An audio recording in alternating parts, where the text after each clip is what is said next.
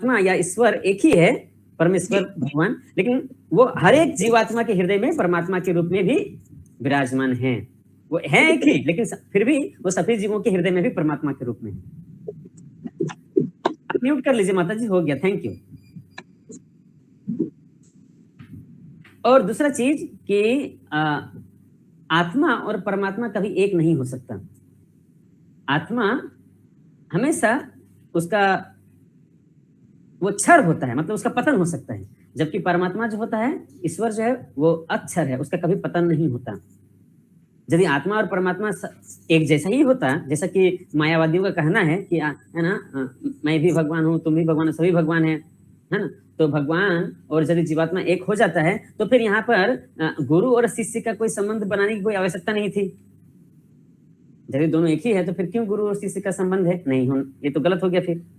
नहीं, तो इसीलिए आत्मा और परमात्मा कभी एक नहीं हो सकता, दोनों में डिफरेंस है, और दोनों का अस्तित्व शाश्वत काल से है। जीवात्मा और ईश्वर का अस्तित्व सनातन काल से है और हमेशा रहेगा, सेपरेट अस्तित्व रहेगा दोनों का बना हुआ। और दोनों में भेद है कि आत्मा जो है वो क्षर है और परमात्मा जो है वो अक्षर है। आत्मा जो है माया में फंस सकता है, लेकिन परमात्मा या ईश्वर कभी माया में नहीं फंस सकता। तो इस तरह से सेकंड पैराग्राफ में बहुत अच्छे से श्रील प्रभुपाद ने इसकी व्याख्या की है। आगे बढ़ते हैं हम लोग, श्लोक संख्या 14 नेक्स्ट। प्रियंका माता जी, ये बहुत ही प्रसिद्ध श्लोक है, आप लोग सुने होंगे इसको। मात्रा स्पर्शास्तु कौन्तेय, मात्रा स्पर्शास्तु कौन्तेय, शीतोष्ण सुख दुःखदा, शीतोष्ण सुख दुःखदा, आगमापायिनो नित्यास्, आगमापायिनो नित्यास्, तां स्थितिच्छस्व भारत, तां स्थितिच्छस्व भारत। यस, पढ़िए अनुवाद। हे कुंती पुत्र, सुख तथा दुख का क्षणिक उदय तथा कालक्रम में उसका अंतर ध्यान होना सर्दी तथा गर्मी की ऋतुओं के आने जाने के समान है। हे भरतवंशी, वे इंद्रिय बोध से उत्पन्न होते हैं और मनुष्य को चाहिए कि अविचल भाव से उनको सहन करना सीखे। तात्पर्य, कर्तव्य निर्वाह करते हुए मनुष्य को सुख तथा दुख के क्षणिक आने जाने को सहन करने का अभ्यास करना चाहिए। वैदिक आदेशानुसार मनुष्य को माघ, जनवरी, फरवरी के मास में भी प्रातःकाल स्नान करना चाहिए। उस समय अत्यधिक ठंड पड़ती है, किंतु जो धार्मिक नियमों का पालन करने वाला है वह स्नान करने में तनिक भी झिझकता नहीं है। इसी प्रकार एक गृहिणी भीषण से भीषण गर्मी की ऋतु में मई जून के महीनों में भोजन पकाने में हिचकती नहीं है। जलवायु संबंधी असुविधाएं होते हुए भी मनुष्य को अपना कर्तव्य निभाना होता है। इसी प्रकार युद्ध करना क्षत्रिय का धर्म है, अतः उसे अपने किसी मित्र या परिजन से भी युद्ध करना पड़े तो उसे अपने धर्म से विचलित नहीं होना चाहिए। मनुष्य को ज्ञान प्राप्त करने के लिए धर्म के विधि विधान पालन करने होते हैं, क्योंकि ज्ञान तथा भक्ति से ही मनुष्य अपने आप को माया के बंधन से छुड़ा सकता है। अर्जुन को जिन दो नामों से संबंधित किया गया है वे भी महत्वपूर्ण है। कौन्तेय कहकर संबोधित करने से यह प्रकट होता है कि वह अपनी माता की ओर मातृकुल से संबंधित है, और भारत कहने से उनके पिता की ओर पितृकुल से संबंध प्रकट होता है। दोनों ओर से उसको महान विरासत प्राप्त है। महान विरासत प्राप्त होने के फलस्वरूप कर्तव्य निर्वाह का दायित्व, उत्तरदायित्व आ पड़ता है, अतः अर्जुन युद्ध से विमुख नहीं हो सकता। तो ये बहुत ही अच्छा यहाँ पर ये श्लोक है कि सुख दुख को उसी प्रकार सहन करना चाहिए जिस प्रकार ये सुख दुख जो है आते जाते रहते हैं, ये क्षणिक हैं, शाश्वत नहीं है। और जैसे कि सर्दी के बाद गर्मी, गर्मी के बाद बरसात आता है, उससे मौसम जिस तरह से परिवर्तन होता है उसी तरह से सुख दुख जो है वो परिवर्तन होते रहते हैं। तो इसको मनुष्य को चाहिए कि उसको सहन करना सीखे। तो सहन करने का यहाँ 2 एग्जाम्पल बताया गया है कि ठंडे के मौसम में भी हमको चाहिए कि हम सुबह स्नान करके 4:30 बजे मंगल आरती में प्रस्तुत हों। ये नहीं कि अभी ठंडा का मौसम है तो अभी 4:30 बजे मंगल आरती के बजाय मंदिर में 5:30 बजे मंगल आरती होगा प्रभु जी, ऐसा नहीं हो सकता है। चाहे ठंडा का मौसम हो या कितना भी ठंडा क्यों पड़ो, मंगल आरती 4:30 बजे ही होगा, तो हमको उसका पालन करना है। उसी तरह से गर्मी के दिन में भी यहाँ बताया गया कि माताएं जो हैं वो किचन में जा करके है ना खाना पकाती हैं, चाहे कितना भी गर्मी क्यों न लगे। तो इस तरह से हमको उसको सहन करना है, ठंडा गर्मी को सहन करना है। और इसको सहन करते हुए, ठंडी गर्मी को सहन करते हुए हम धर्म का विधि विधान से पालन करेंगे और ज्ञान के मार्ग पर आगे बढ़ेंगे, तो भक्ति से मनुष्य अपने आप को माया के बंधन से छुड़ा सकता है। अर्जुन को बार बार अनेक प्रकार के नामों से बुलाया जाता है, उसको इनकरेज करने के लिए, उसको प्रोत्साहन देने के लिए। कभी उसको माता के वंश से जोड़ा जाता है, कभी उसको पिता के वंश से। दोनों ही वंश बहुत ही समृद्ध है। माता जो है कुंती, वो वसुदेव की बहन है, और पिता जो है पांडु, वो जो है भरत के वंश में आ रहे हैं। तो इसलिए ताकि अर्जुन अपने वंश को याद करके अपना यह भय दूर करे और युद्ध के लिए खड़ा हो जाए। ठीक है, आगे बढ़ते हैं। नेक्स्ट श्लोक संख्या 15। माया अग्रवाल माता जी। यं हि न व्यथयन्त्येते यं हि न व्यथयन्त्येते पुरुषं पुरुषर्षभ पुरुषं पुरुषशर्भ समदुःख सुखं धीरं समदुःख सुखं धीरं सोमृत तत्त्वाय कल्पते सौमृतत्वाय कल्पते। हे पुरुषश्रेष्ठ अर्जुन, जो पुरुष सुख तथा दुख में विचलित नहीं होता और इन दोनों में समभाव रखता है, वह निश्चित रूप से मुक्ति के योग्य है। तात्पर्य: जो व्यक्ति आत्म साक्षात्कार की उच्च अवस्था प्राप्त करने के लिए दृढ़ प्रतिज्ञ है और सुख तथा दुख के प्रहारों को समभाव से सह सकता है, वह निश्चय ही मुक्ति के योग्य है। वर्णाश्रम धर्म में चौथी अवस्था अर्थात संन्यास आश्रम कष्ट साध्य अवस्था है, किंतु जो अपने इस जीवन को समुचित सचमुच पूर्ण बनाना चाहता है, वह समस्त कठिनाइयों के होते हुए भी संन्यास आश्रम अवश्य ग्रहण करता है। ये कठिनाइयां पारिवारिक संबंध विच्छेद करने तथा पत्नी और संतान से संबंध तोड़ने के कारण उत्पन्न होती है, किंतु यदि कोई इन कठिनाइयों को सह लेता है तो उसके साथ आत्म साक्षात्कार का पथ निष्कंटक हो जाता है। अतः अर्जुन को क्षत्रिय धर्म निर्वाह में दृढ़ रहने के लिए कहा जा रहा है। भले ही स्वजनों या अन्य प्रिय व्यक्तियों के साथ युद्ध करना कितना ही दुष्कर क्यों न हो। भगवान चैतन्य ने 24 वर्ष की अवस्था में ही संन्यास ग्रहण कर लिया था। यद्यपि उन पर आश्रित उनकी तरुण पत्नी तथा वृद्धा माँ की देखभाल करने वाला अन्य कोई न था, तो भी उच्चादर्श के लिए उन्होंने संन्यास ग्रहण किया और अपने कर्तव्य पालन में स्थिर बने रहे। भवबंधन से मुक्ति पाने का यही एकमात्र उपाय है। हरे कृष्णा। धन्यवाद। तो देखिए यहाँ पर बहुत अच्छा एग्जाम्पल दिया गया है कि हर एक वर्ण और आश्रम में जो है, चाहे वो कोई ब्राह्मण हो, क्षत्रिय हो, वैश्य हो, शूद्र हो, ब्रह्मचारी, गृहस्थ, वानप्रस्थ, सन्यास, हर एक को अपना अपना नियत कर्म का पालन करना है, नियत कर्तव्य को पूरा करना है। यहाँ पर बहुत अच्छा एग्जाम्पल दिया गया है संन्यास आश्रम का। तो जो कोई संन्यास लेता है तो उसको अपने पत्नी, अपने बच्चों के साथ संबंध को तोड़ना होता है ना। तो वो बहुत दुखदायी होता है, लेकिन फिर भी अगर कोई इस दुख को सह लेता है और वो आत्म साक्षात्कार के पथ में आगे बढ़ते हुए संन्यास आश्रम में प्रवेश करता है, तो उसका पथ जो है, उसका रास्ता बहुत ही निष्कंटक हो जाता है, उसमें और कोई बाधा नहीं रहता है। और एग्जाम्पल दिया गया है यहाँ श्री चैतन्य महाप्रभु का स्वयं। देखिए ऐसे तो जो सिस्टम है वो है क्या, ब्रह्मचारी, गृहस्थ, वानप्रस्थ, फिर संन्यास, है ना। तो गृहस्थ आश्रम के बाद पहले वानप्रस्थ में जाना है, यानी कि घर की जिम्मेवारी पुत्र के हाथों में सौंपकर तब पहले वानप्रस्थ लेना है, और उसके बाद में पति जो है संन्यास ले सकता है। वानप्रस्थ में क्या होता है, पति पत्नी दोनों जो है तीर्थ भ्रमण में निकलते हैं, और पुत्र जो है वो अपने परिवार का देखभाल करता है, पत्नी का, बच्चों का, परिवार का, घर का देखभाल करता है, और माता पिता तीर्थ यात्रा पर रहते हैं। और कुछ समय के बाद जब तीर्थ भ्रमण पूरा हो जाता है तो माँ फिर से घर वापस आ जाती है और बेटा उसका देखभाल करता है, और पिता जो है वो वानप्रस्थ से फिर आगे संन्यास की ओर जाता है। ये जनरल ट्रेंड है, लेकिन यहाँ पर श्री चैतन्य महाप्रभु के एग्जाम्पल में, उदाहरण में ऐसा नहीं है। चैतन्य महाप्रभु एक गृहस्थ हैं, गृहस्थ थे, उनकी माँ थी और उनकी पत्नी थी। उनके चैतन्य महाप्रभु के कोई संतान नहीं था, और यहाँ तक कि शादी भी, जो विवाह हुआ था, बहुत नया हुआ था, ज्यादा समय भी नहीं हुआ था। और इसमें भी माँ बूढ़ी है और पिता भी नहीं है, चैतन्य महाप्रभु के पिता भी नहीं है कि घर में गार्जियन बोल के स्वयं निमाई पंडित ही थे। और बूढ़ी माँ को और युवती पत्नी को छोड़ करके उन्होंने संन्यास ले लिया। तो उन्होंने कितना कष्ट सहा, ये हमको समझना पड़ेगा। ऐसा नहीं कि चैतन्य महाप्रभु का, निमाई पंडित का पुत्र हो गया, वो बड़ा हो गया, उसका शादी हो गया, फिर उसको जो है घर की जिम्मेवारी दे करके तब जो है चैतन्य महाप्रभु निमाई पंडित पहले वानप्रस्थ आश्रम में गए, फिर संन्यास गए। ये नहीं था, उन्होंने छलांग लगाया सीधे गृहस्थ से संन्यास। और वे गृहस्थ आश्रम भी पूरा नहीं हुआ, अभी नया नया ऐसे स्टार्ट ही हुआ था गृहस्थ आश्रम उनका, है ना। तो उन्होंने कितना कष्ट सहा, उन्होंने भी कष्ट सहा, उनकी पत्नी ने भी कष्ट सहा और उनकी माँ ने भी कष्ट सहा, क्योंकि ये महाप्रभु चैतन्य महाप्रभु को सिखाना चाहते हैं कि आत्म साक्षात्कार के पथ में कष्ट को सहना जरूरी है।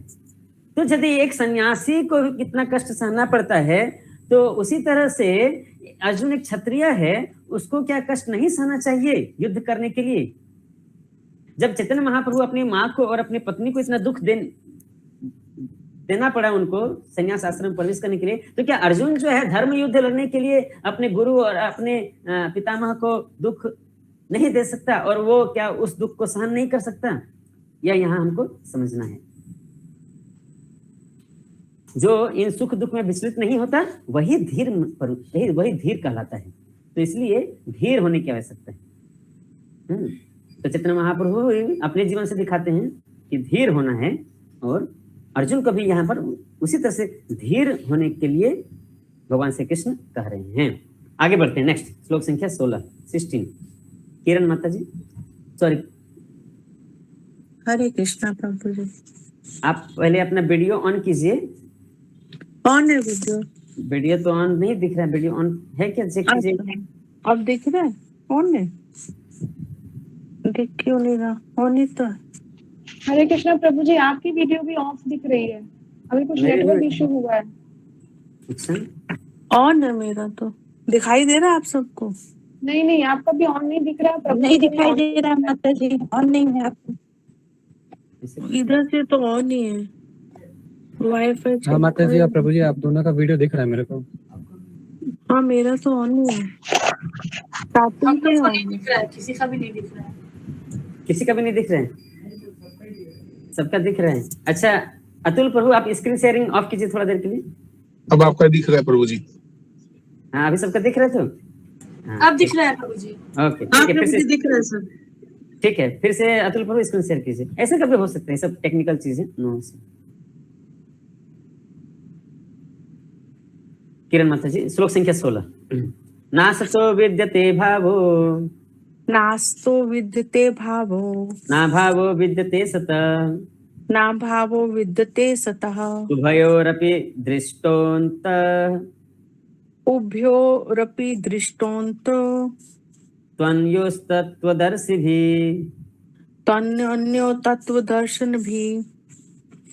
तत्व दार्शनिकों ने यह निष्कर्ष निकाला है कि असत भौतिक शरीर का तो कोई चिरस्थायित्व नहीं है, किंतु सत आत्मा अपरिवर्तित रहता है। उन्होंने इन दोनों की प्रकृति के अध्ययन द्वारा यह निष्कर्ष निकाला है। तात्पर्य, परिवर्तनशील शरीर का कोई स्थायित्व नहीं है। आधुनिक चिकित्सा विज्ञान ने भी ये स्वीकार किया है कि विभिन्न कोशिकाओं की क्रिया प्रतिक्रिया द्वारा शरीर प्रति क्षण बदलता रहता है। इस तरह शरीर में वृद्धि तथा वृद्धावस्था आती रहती है, किंतु शरीर तथा मन में निरंतर परिवर्तन होने पर भी आत्मा स्थायी रहता है। यही पदार्थ तथा आत्मा का अंतर है। संभवतः शरीर नित्य परिवर्तनशील है और आत्मा शाश्वत है। तत्वदर्शियों ने, चाहे वे निर्विशेषवादी हों या सगुणवादी, इस निष्कर्ष की स्थापना की है। विष्णु पुराण में 2.12.38 में कहा गया है कि विष्णु तथा उसके धाम स्वयं प्रकाशित से प्रकाशित हैं।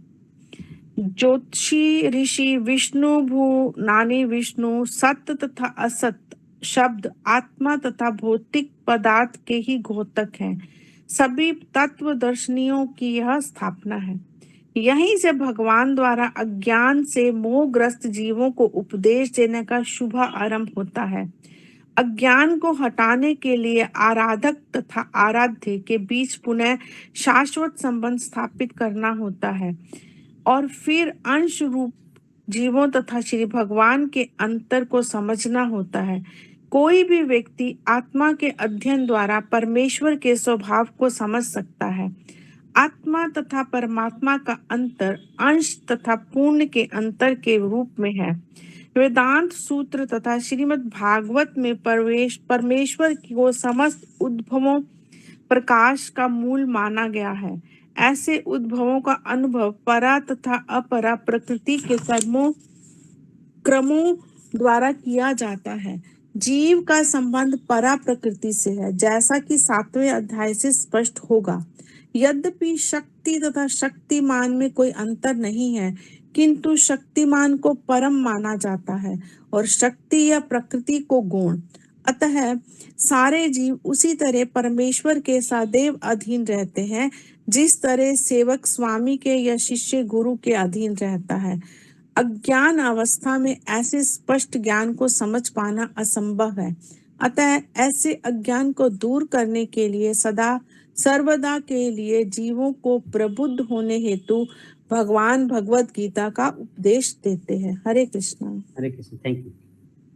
तो ये जो श्लोक है, इसमें भगवान श्री कृष्ण कहते हैं कि जो भौतिक शरीर है वो असत है। असत कहने का मतलब क्या है कि ये शाश्वत नहीं है, टेम्पररी है, इसका नाश हो जाता है। एक समय के बाद इसका विनाश होता है। कभी सृष्टि होता है इस शरीर का, कभी विनाश हो जाता है। लेकिन आत्मा जो है वो सत्य है, वो अपरिवर्तित रहता है, उसमें कभी कोई परिवर्तन नहीं रहता है, वो शाश्वत है, उसका कभी नाश नहीं होता है। तो जो तत्वदर्शी लोग हैं वो ये समझ पाते हैं। उन्होंने जो तत्वदर्शी होते हैं वो इस बात का अनुभव किए हैं, उनको इस बात का साक्षात्कार है। तो ये दोनों में भेद है, शरीर और आत्मा में भेद है। उसी तरह से आत्मा और ईश्वर में भी भेद है। वही भेद आत्मा और ईश्वर का जो भेद है वो यहाँ श्रील प्रभुपाद तात्पर्य में समझाते हैं। लेकिन श्लोक में जो है आत्मा और शरीर का भेद बताया गया है। और यहाँ पर तात्पर्य में श्रील प्रभुपाद जी ने आत्मा और परमात्मा के भेद को बताया है कि सेकंड पैराग्राफ में खास करके कि जो आत्मा है वो परा प्रकृति है। परा प्रकृति और अपरा प्रकृति किसको कहते हैं? अपरा मतलब जो भौतिक शक्ति है भगवान की, भौतिक जगत की जो शक्ति है वो अपरा प्रकृति है, और जो आध्यात्मिक शक्ति है आध्यात्मिक जगत में वो परा प्रकृति कहलाती है। तो जीवात्मा चूंकि वो इस भौतिक जगत का नहीं है, वो एक्चुअली वास्तव में वो आध्यात्मिक जगत का है, वो आध्यात्मिक है जीवात्मा, इसलिए उसको परा प्रकृति कहा जाता है। लेकिन जीवात्मा चूंकि उसको भोग करने की इच्छा है, वो अज्ञान में मोहित है, इसीलिए वो ये अपने आप को इस भौतिक जगत के साथ आइडेंटिफाई करता है। मतलब उसे लगता है कि मैं इस भौतिक जगत का हूँ, यह शरीर जो है वो मेरा है, जबकि शरीर जो है जड़ है। तो जीवात्मा मोह में रहने के कारण वो इस भौतिक जगत को, जो कि अपरा शक्ति है, उसके साथ अपने आप को जोड़ता है, वही उसका दुख का कारण है। लेकिन जो भगवान है वो कभी ऐसा नहीं करते, वो हमेशा दोनों शक्ति के ऊपर में रहते हैं, चाहे परा प्रकृति हो चाहे अपरा प्रकृति हो, दोनों के ही वो मालिक हैं, दोनों के ही कंट्रोलर हैं। और ये जो बद्ध जीवात्मा का जो अज्ञान है, इसी को दूर करने के लिए भगवान ये गीता का उपदेश दे रहे हैं। हम लोग आगे चल करके इस परा और अपरा प्रकृति के बारे में और विशेष और डिटेल में चर्चा करेंगे। आगे नेक्स्ट श्लोक संख्या 17। हरे कृष्ण प्रभु। हरे कृष्ण प्रभु जी, सादर प्रणाम। अविनाशी तु तद्विद्धि अविनाशी तु तद्विद्धि येन सर्वमिदं ततं येन सर्वमिदं तं विनाशम् अव्ययास्यस्य विनाशमव्ययस्यस्य न कश्चित् कर्तुमर्हति। न कश्चित् कर्तुमर्हति। अनुवाद: जो सारे शरीर में व्याप्त है उसे ही तुम अविनाशी समझो, उस अव्यय आत्मा को नष्ट करने में कोई भी समर्थ नहीं है। हाँ, तात्पर्य: रुक जाइए थोड़ा सा। तो यहाँ बताया जा रहा है कि पूरे शरीर में क्या व्याप्त रहता था, क्या व्याप्त है, हमने चर्चा किया था कि आत्मा तो हृदय में स्थित रहता है, लेकिन आत्मा की उपस्थिति पूरे शरीर में कैसे पता चलता है? चेतना के माध्यम से, कॉन्शियसनेस, है ना। क्योंकि जब तक आत्मा है तब तक ही पूरे शरीर में चेतना है। वो चेतना कैसे पता चलता है? मान लीजिए, हाँ, मैं आंख बंद किया हूँ, किसी ने मेरे हाथ में चुटकी काट दिया, तो हमको तुरंत मस्तिष्क में पता चलता है ना कि यहाँ दर्द हो रहा है। तो ये सब कैसे हुआ? क्योंकि चेतना है, कॉन्शियसनेस है, पूरे शरीर में फैला हुआ है। उससे क्या होता है? वो वाइब्रेशन जो है मस्तिष्क से जाता है, मस्तिष्क, क्योंकि वहां कनेक्शन सब जगह का कहाँ से? हृदय से है। चेतना सब जगह फैली हुई है। तो आप म्यूट कर लीजिए प्रभु थोड़ा देर के लिए, है ना। तो इस तरह से यह जो पूरे शरीर में व्याप्त है, फैला हुआ है चेतना, वही अविनाशी है। वो क्योंकि वो चेतना तभी तक है जब तक आत्मा है, और वह आत्मा को कभी नष्ट नहीं किया जा सकता है। अब इसको अलग अलग तरीके से इस आत्मा के विषय में, इस तात्पर्य में, जो इस श्लोक का जो तात्पर्य है, इसमें इस आत्मा के शाश्वतत्व का और इसका साइज क्या है ना, इसका गुण क्या है, इसके विषय में श्रील प्रभुपाद जी तात्पर्य में बताते हैं। यस, पढ़िए। तात्पर्य: इस श्लोक में संपूर्ण शरीर में व्याप्त आत्मा की प्रकृति का अधिक स्पष्ट वर्णन हुआ है। सभी लोग समझते हैं कि जो सारे शरीर में व्याप्त है वह चेतना है। प्रत्येक व्यक्ति को शरीर में किसी अंश या पूरे भाग में सुख दुख का अनुभव होता है, किंतु चेतना की यह व्याप्ति किसी के शरीर तक ही सीमित रहता है। एक शरीर के सुख तथा दुख का बोध दूसरे शरीर को नहीं हो पाता। फलतः प्रत्येक शरीर में व्यष्टि आत्मा है, और इस आत्मा की उपस्थिति का लक्षण व्यष्टि चेतना द्वारा परिलक्षित होता है। हाँ, थोड़ा रुक जाइए। तो अभी ये एक बहुत महत्वपूर्ण चीज है कि जो आत्मा है उसका सर्वव्यापकता चेतना के माध्यम से हमको पता चलता है, लेकिन वो जो एक आत्मा एक ही शरीर में रहता है और उसकी चेतना उसी के शरीर तक लिमिटेड है, सीमित है। यानी कि मेरी चेतना मेरे ही शरीर तक सीमित है, यानी कि मेरे शरीर में जो सुख दुख होगा उसे मैं अनुभव कर सकता हूँ, लेकिन किसी दूसरे के शरीर में जो सुख दुख होगा उसको मैं अनुभव नहीं कर सकता हूँ, क्योंकि मैं जो आत्मा हूँ मैं इसी शरीर में सीमित हूँ। प्रभु जी, व्यष्टि मतलब? व्यष्टि कहाँ पर व्यष्टि है? व्यष्टि आत्मा, व्यष्टि चेतना यहाँ पे लिखा हुआ है, मतलब इंडिविजुअल। इसको इंग्लिश में इंडिविजुअल से आप समझ सकते हैं, मतलब उसका एक सेपरेट अस्तित्व है, ऐसा नहीं कि वो मिल गया। व्यक्तिगत, यस, करेक्ट, यस। तो एक आत्मा एक ही शरीर का तक सीमित है चेतना के माध्यम से, लेकिन भगवान जो है वो परमात्मा के रूप में सभी के हृदय में है।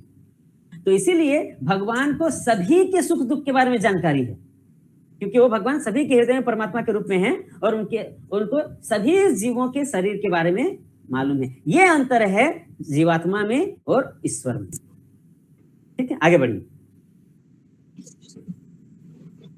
इस आत्मा को बाल के अग्र भाग के 10,000वें भाग का तुल्य बताया जाता है। श्वेताश्वतर उपनिषद में 5.9 इसकी पुष्टि हुई है। बालाग्रस्त भाग्यस्तदा कलिप्स्य च भागो जीव स विगेय स चाणत्याय कल्पते। यदि बाल के अग्र भाग को 100 भागों में विभाजित किया जाए और फिर इसमें से प्रत्येक भाग को 100 भागों में विभाजित किया जाए, तो इस तरह के प्रत्येक भाग की माप आत्मा का परिमाप है। इसी प्रकार ये कथन निम्नलिखित श्लोक में मिलता है। केशाग्रस्त भागस्य संतास सादृशात्मक जीव सूक्ष्म स्वरूपो तम सखम सखयाति तो ही चित्कण। आत्मा के परमाणुओं के अनंत कण है जो माप में बाल के अगले भाग नौक के 10,000वें भाग के बराबर है। तो इसके बारे में क्या थी कि आत्मा का जो साइज है वो बाल के अग्र भाग के 10,000 भाग के समान है। यस, आगे बढ़िए। इस प्रकार आत्मा का प्रत्येक कण भौतिक परमाणुओं से भी छोटा है और ऐसे असंख्य कण है। ये अत्यंत लघु आत्मा स्फुलिंग भौतिक शरीर का मूल आधार है। और इस आत्मा स्फुलिंग का प्रभाव सारे शरीर में उसी तरह व्याप्त है जिस प्रकार किसी औषधि का प्रभाव व्याप्त रहता है। आत्मा की धारा, विद्युत धारा सारे शरीर में चेतना के रूप में अनुभव की जाती है और यही आत्मा के अस्तित्व का प्रमाण है। सामान्य से सामान्य व्यक्ति भी समझ सकता है कि यह भौतिक शरीर चेतना रहित होने पर मृतक हो जाता है और शरीर में इस चेतना को किसी भी भौतिक उपचार में वापस नहीं लाया जा सकता। अतः यह चेतना भौतिक संयोग के फलस्वरूप नहीं है, अपितु आत्मा के कारण है। मुंडक उपनिषद में 3.1.9 सूक्ष्म परमाणुविक आत्मा की ओर अधिक विवेचना हुई है। ऐसोऽणुरात्मा चेष्टा वेदितव्यो स्मृत प्राण पजुषधा संविवेश प्राणेक्षिते सर्वमोतम प्रजानम यस्मित विशुद्धे विवत्वे विदितिस्य आत्मा।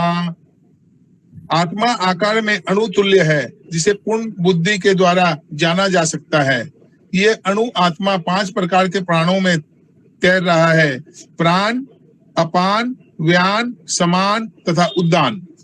ये हृदय के भीतर स्थित है और देहधारी जीव के पूरे शरीर में अपने प्रभाव का विस्तार करता है। जब आत्मा को 5 वायु के कलमश से शुद्ध कर लिया जाता है तो इसका आध्यात्मिक प्रभाव प्रकट होता है।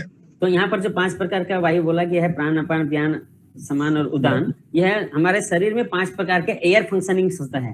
5 प्रकार के हवा का जो है शरीर में बहता रहता है, तो उसके बारे में यह बताया गया। और ये शरीर में वायु का बहाव भी क्यों हो रहा है? क्योंकि आत्मा है, इसीलिए, क्योंकि प्राण है इसीलिए आत्मा जो है आत्मा के ही बल पर ये वायु जो है सर्कुलेट हो रहा है पूरे बॉडी में। अगर आत्मा नहीं रहेगा तो ये फिर ये 5 प्रकार के जो वायु है वो बंद हो जाएंगे। फिर यस, आगे बढ़िए।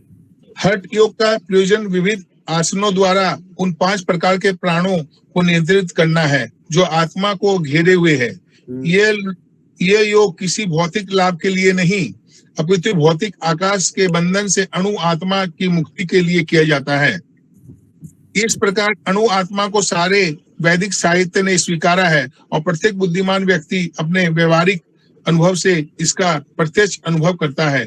केवल मूर्ख व्यक्ति ही इस अणु आत्मा को सर्वव्यापी विष्णु तत्व के रूप में सोच सकता है। थोड़ा सा वेट कीजिए। यहाँ जो हठ योग बोला कि है, वास्तव में वही अष्टांग योग ही है। यम, नियम, आसन, प्राणायाम, प्रत्याहार, धारणा, ध्यान, समाधि। तो यम, नियम, आसन, प्राणायाम, और प्राणायाम क्या है? उसी में जो है ये 5 प्रकार के वायु को कंट्रोल किया जाता है। जैसे हम लोग अनुलोम विलोम, कपालभाति ये सब जो करते हैं, इसी में शरीर के जो अलग अलग प्रकार के वायु है उसको नियंत्रण किया जाता है, उसको कंट्रोल किया जाता है। तो लेकिन इसका उद्देश्य ये नहीं है केवल वायु को कंट्रोल करना। इसका उद्देश्य है ये जो 5 प्रकार के भौतिक वायु हैं, इससे आत्मा का शुद्धिकरण करके फिर जो है उसको आत्म साक्षात्कार के पर पहुंचाना। तो वो कैसे होता है? प्राणायाम, प्रत्याहार, धारणा, ध्यान और समाधि के स्तर पर क्या होता है? वो भगवान पर फोकस करना है, मन को केंद्रित करना है, जब शुद्ध हो जाते हैं तब। लेकिन यदि कोई वहां तक नहीं पहुंच पाता है, केवल अलग अलग प्रकार की सिद्धि हासिल करके वो संतुष्ट रहता है, तो वो लेकिन इस हठ योग या ये जो अष्टांग योग है, इसकी पूर्णता नहीं कहलाएगी। वो फिर भौतिक चीजों को पाकर के खुश हो गया, है ना, लेकिन जो उद्देश्य है वो प्राप्त नहीं कर पाया, है ना। यस, आगे बढ़िए। अणु आत्मा का प्रभाव पूरे शरीर में व्याप्त हो सकता है। मुंडक उपनिषद के अनुसार यह अणु आत्मा प्रत्येक जीव के हृदय में स्थित है और चूंकि भौतिक विज्ञानी इस अणु आत्मा को माप सकने में असमर्थ है, अतः उनमें से कुछ ये अनुभव करते हैं कि आत्मा है ही नहीं। ये आत्मा तो निसंदेह परमात्मा के साथ साथ हृदय में है और इसलिए शारीरिक गतियों की सारी शक्ति शरीर के इसी भाग में उद्भूत है। जो लाल रक्त कण फेफड़ों से ऑक्सीजन ले जाते हैं वे आत्मा से ही शक्ति प्राप्त करते हैं। अतः जब आत्मा इस स्थान से निकल जाता है तो रक्तोत्पादक संलयन बंद हो जाता है। औषधि विज्ञान लाल रक्त कणों की महत्ता को तो स्वीकार करता है, किंतु वह यह निश्चित नहीं कर पाता कि शक्ति का स्रोत आत्मा है। जो भी हो, औषधि विज्ञान यह स्वीकार करता है कि शरीर की सारी शक्ति का उद्गमस्थल हृदय है।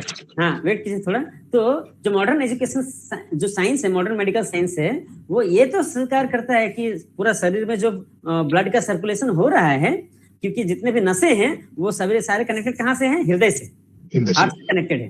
तो हार्ट जो है वो पूरे बॉडी में जो है ब्लड का सर्कुलेशन करता है। और ब्लड का सर्कुलेशन में मेन फंक्शन क्या होता है, ऑक्सी हीमोग्लोबिन जो होता है वो ऑक्सीजन को ब्लड के माध्यम से पूरे शरीर में फैलाता है, और कार्बन डाइऑक्साइड को कार्बोक्सी हीमोग्लोबिन जो होता है वो कार्बन डाइऑक्साइड को पूरे शरीर से ले आकर के फिर बाहर निकालता है पंप के थ्रू, है ना। हृदय से पंपिंग होता है, हार्ट से पंपिंग होता है।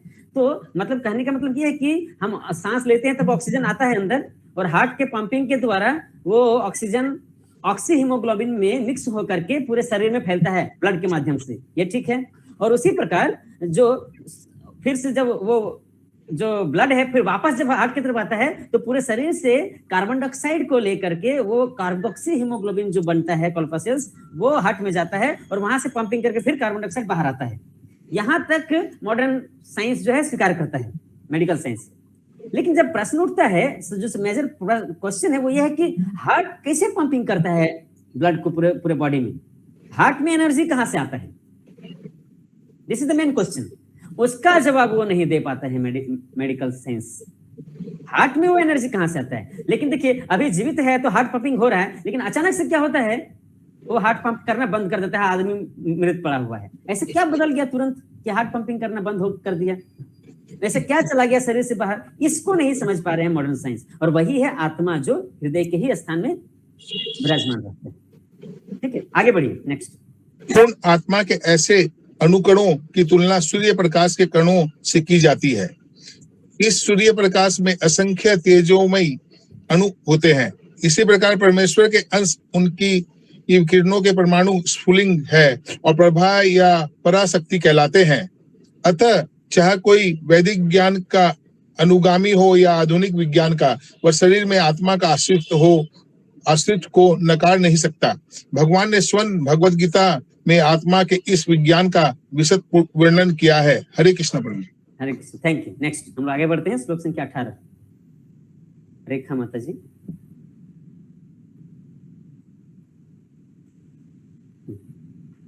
हरे कृष्ण प्रभु जी। इमे देहा अंतवंत इमे देहा नित्यस्योक्ता शरीरिणः नित्यसोक्ता शरीरण अनासिनो अप्रमेयस्य अनासिनो अप्रमस्य तस्मात् युद्धस्व भारत। तस्मायुक्त स्वभारत।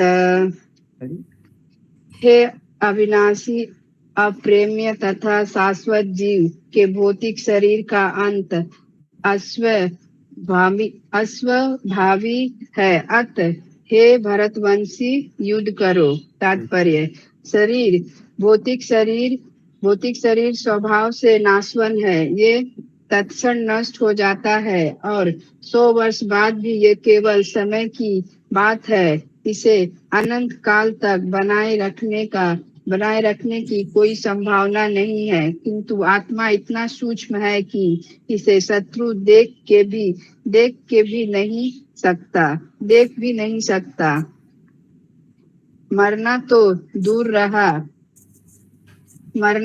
दूर रहा, जैसा कि पिछले श्लोक में कहा गया है, ये इतना सूक्ष्म है कि कोई इसके मापने की बात सोच भी नहीं सकता। दोनों ही दृष्टि से शोक का कोई कारण नहीं है, क्योंकि जीव जिस रूप में है ना तो उसे मारा जा सकता है और ना ही शरीर को कुछ समय तक या स्थायी रूप से बचाया जा सकता है। पूर्ण आत्मा के सूक्ष्म कण अपने कर्म के अनुसार ही शरीर धारण करते हैं। अतः धार्मिक नियमों का पालन करना चाहिए। वेदांत सूत्र में जीव को प्रकाश बताया गया है, क्योंकि वो परम प्रकाश का अंत है। जिस प्रकार सूर्य का प्रकाश सारे ब्रह्मांड का पोषण करता है, उसी प्रकार आत्मा के प्रकाश से इस भौतिक देह का पोषण होता है। जैसे ही आत्मा इस भौतिक शरीर से बाहर निकल जाता है, शरीर सड़ने लगता है। आत्मा ही शरीर का पोषक है। शरीर अपने आप में महत्वहीन है। इसलिए अर्जुन को उपदेश दिया गया है कि वो युद्ध करे और भौतिक शारीरिक कारणों से धर्म की बलि ना होने दे।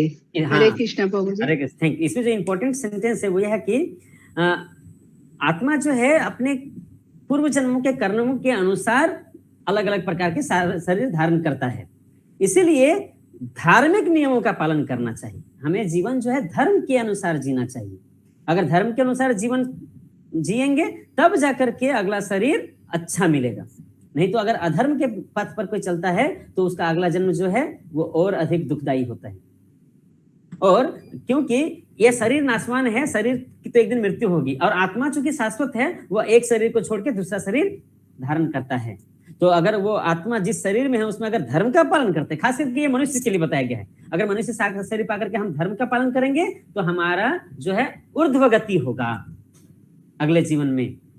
अन्यथा अगर धर्म का पालन ना करे तो अधोगति होगा, पतन होगा। इसीलिए हमको धर्म का पालन करना है। आत्मा शाश्वत है और शरीर जो है वो नाशवान है। आगे बढ़ते हैं। नेक्स्ट श्लोक संख्या 19 नेक्स्ट कौन है? अनिता माता जी। हरे कृष्णा प्रभु जी। य एनं वेत्ति हन्तारं यश्चैनं मन्यते हतम् उभौ तौ न विजानीतो नायं हन्ति न हन्यते। जो इस जीवात्मा को मारने वाला समझता है तथा जो इसे मरा हुआ समझता है, वे दोनों ही अज्ञानी हैं, क्योंकि आत्मा न तो मारता है और न मारा जाता है। जब देहधारी जीव को किसी घातक हथियार से आघात पहुंचाया जाता है तो यह समझ लेना चाहिए कि शरीर के भीतर का जीवात्मा मरा नहीं। आत्मा इतना सूक्ष्म है कि इसे किसी तरह के भौतिक हथियार से मार पाना असंभव है, जैसा कि अगले श्लोकों से स्पष्ट हो जाएगा।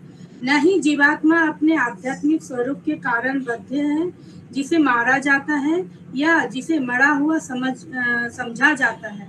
वह केवल शरीर होता है, किंतु इसका तात्पर्य शरीर के वध को प्रोत्साहित करना नहीं है। वैदिक आदेश है मां हिस्यात् सर्वभूतानि। किसी भी जीव की हिंसा ना करे, ना ही जीवात्मा अबध्य है का अर्थ यह है कि पशु हिंसा को प्रोत्साहन दिया जाए। किसी भी जीव के शरीर की अनाधिकार हत्या करना निंदनीय है और राज्य तथा भगवत विधान के द्वारा दंडनीय है।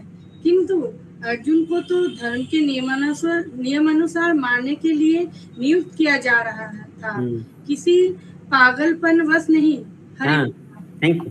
तो देखिए यहाँ दो चीजें हैं कि शरीर नाशवान है, आत्मा तो अमर है। तो आत्मा अमर है इसका मतलब ये नहीं कि हम जिसको चाहे उसका बलि चढ़ाते रहें, है ना। प्रभु जी आपने तो कहा है कि आत्मा तो अमर है, तो फिर हम मार रहे हैं, शरीर को न मार रहे हैं, उससे क्या पाप लगेगा? नहीं, हम अनावश्यक हिंसा नहीं कर सकते। यहाँ अर्जुन को हिंसा करने के लिए कहा जा रहा है, धर्म युद्ध के लिए किया जा रहा है। धर्म की स्थापना करने के लिए जब हिंसा की आवश्यकता होती है तब वह सही है।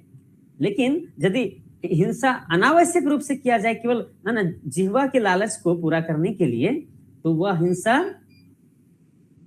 पाप है। जैसे कि अनावश्यक पशु हत्या। मनुष्य जो है हरे साग सब्जियां, है ना, फूल फल, अनाज, दूध, मक्खन खा करके रह सकता है, लेकिन उसे अपनी इंद्रिय तृप्ति के लिए, जिह्वा की लालसा को पूरा करने के लिए, मांसाहार के लिए जीवों की हत्या करने के लिए कोई आदेश नहीं है। लेकिन यदि ऐसा वो करता है तो वो पाप का भागी बनता है। देखिए, मैं आज ही जो है एक बस जस्ट मेरे दिमाग में ऐसा आ गया कि इतना सारा जो है हिंसा हो रहा है, मांसाहार लोग कर रहे हैं। जस्ट मेरे दिमाग में ये कैसे आ गया कि कितने लोग, 100 में से कितने लोग मांसाहार करते हैं। हम जो है इस्कॉन संस्था में रहते हुए, है ना, वैष्णव संप्रदाय में रहकर के इस वैष्णव धर्म का प्रचार प्रसार करने की कोशिश कर रहे हैं, लोगों तक पहुंचाने की कोशिश कर रहे हैं। बहुत समय से चल रहा है ये सब कुछ, ठीक है। लेकिन देखा जाता है कि अधिकांश लोग जो है मांस मछली का सेवन करते हैं। एक चीज है, श्रील प्रभुपाद बहुत पहले ही इसको बताते हैं कि जो व्यक्ति मांसाहार करता है उसे भगवत गीता पूर्ण रूप से समझ में नहीं आएगा जब तक वो मांसाहार करेगा तब तक। ये बहुत इंपॉर्टेंट है। एक तरफ तो हम, है ना, लोगों को प्रोत्साहित करते हैं कि हाँ आप भी भक्ति में जुड़िए, माला जप कीजिए, है ना, भगवान के उत्सव में भाग लीजिए, प्रसाद ग्रहण कीजिए, है ना, और इससे धीरे धीरे प्रगति होता है। और धीरे धीरे वो सारे निषिद्ध आचरण जो है छोड़ देता है, मांसाहार, नशा, ये है ना, अवैध स्त्री संग, या फिर जो भी है जुआ खेलना, ये सब जो गलत गलत आचरण है वो सब धीरे धीरे वो भक्ति में प्रगति करते हुए सारे धीरे धीरे निषिद्ध आचरणों को छोड़ देता है ना। वहीं दूसरी तरफ ये भी कहा गया है कि जब तक कोई मांसाहार करता है तब तक उसे गीता का ज्ञान अच्छे से समझ में नहीं आएगा, उसके मस्तिष्क में प्रवेश नहीं करेगा बढ़िया से। तो मैं सोच रहा था कि हम लोग इतना लेक्चर देते हैं, इतना कथा प्रवचन करते हैं, है ना, गीता से, भागवत से, चैतन्य चरितामृत से, रामायण महाभारत से, लेकिन लोगों के जीवन में कितना बदलाव आता है और लोग सुनने के बाद भी जो है उतना सीरियसली इसको नहीं ले पाते। ऐसे क्यों होता है? तो ये स्टेटमेंट है श्रील प्रभुपाद जी का कि हमारे आध्यात्मिक प्रगति में ये मांसाहार, क्योंकि मांसाहार जो हो रहा है वो दूसरे जीव की हत्या के द्वारा हो रहा है ना। तो जब तक ये मांसाहार हो रहा है तब तक आध्यात्मिक ज्ञान हमारे बुद्धि में प्रवेश नहीं करता है, तो इसको हमको सुधार करना होगा। तो मैं जस्ट ये सोच रहा कि कितने लोग मांसाहार करते हैं, तो आज मैंने जस्ट आपके भी ग्रुप में उसको भेज दिया ताकि आप लोग कभी देख सकते हैं उसको समय निकाल करके। मुझे पता चला कि वेस्ट बंगाल में ओनली 1.5% पॉपुलेशन जो है वो वेजिटेरियन, पूरे इंडिया में 30 से 40% लोग जो है वेजिटेरियन हैं, और वेस्ट बंगाल की स्थिति उसमें से second number from the bottom, नीचे से दूसरे नंबर पे वेस्ट बंगाल, हमारे पश्चिम बंगाल की भूमि, है ना।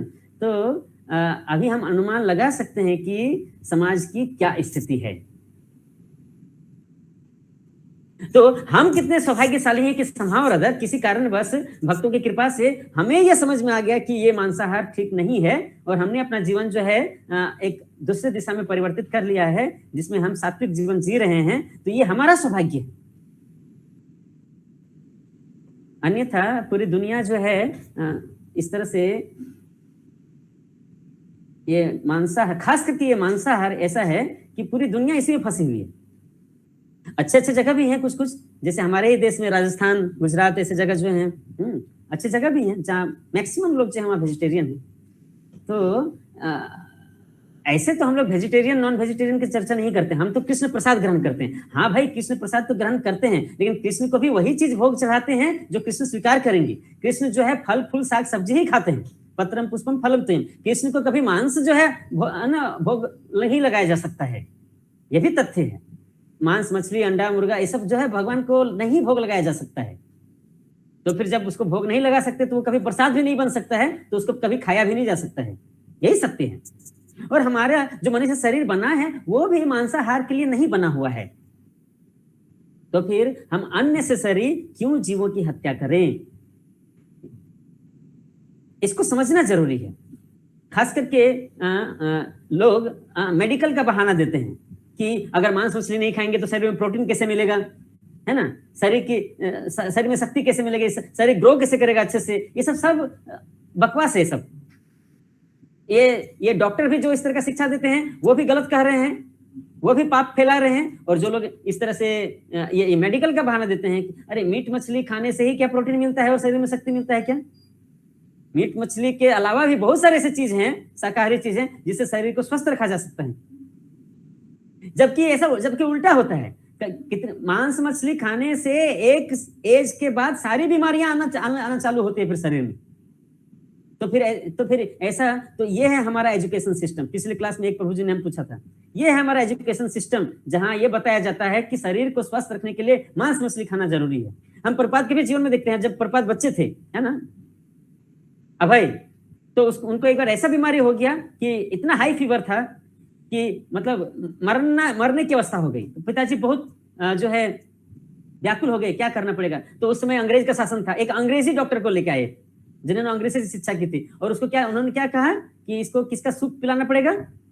मांस का सूप पिलाना पड़ेगा। किसके मांस का था? तो चिकन। हाँ, तो माँ तो भयभीत हो गई कि अरे भाई जो भी हो जाए कम से कम बच्चे को तो बचाना है ना।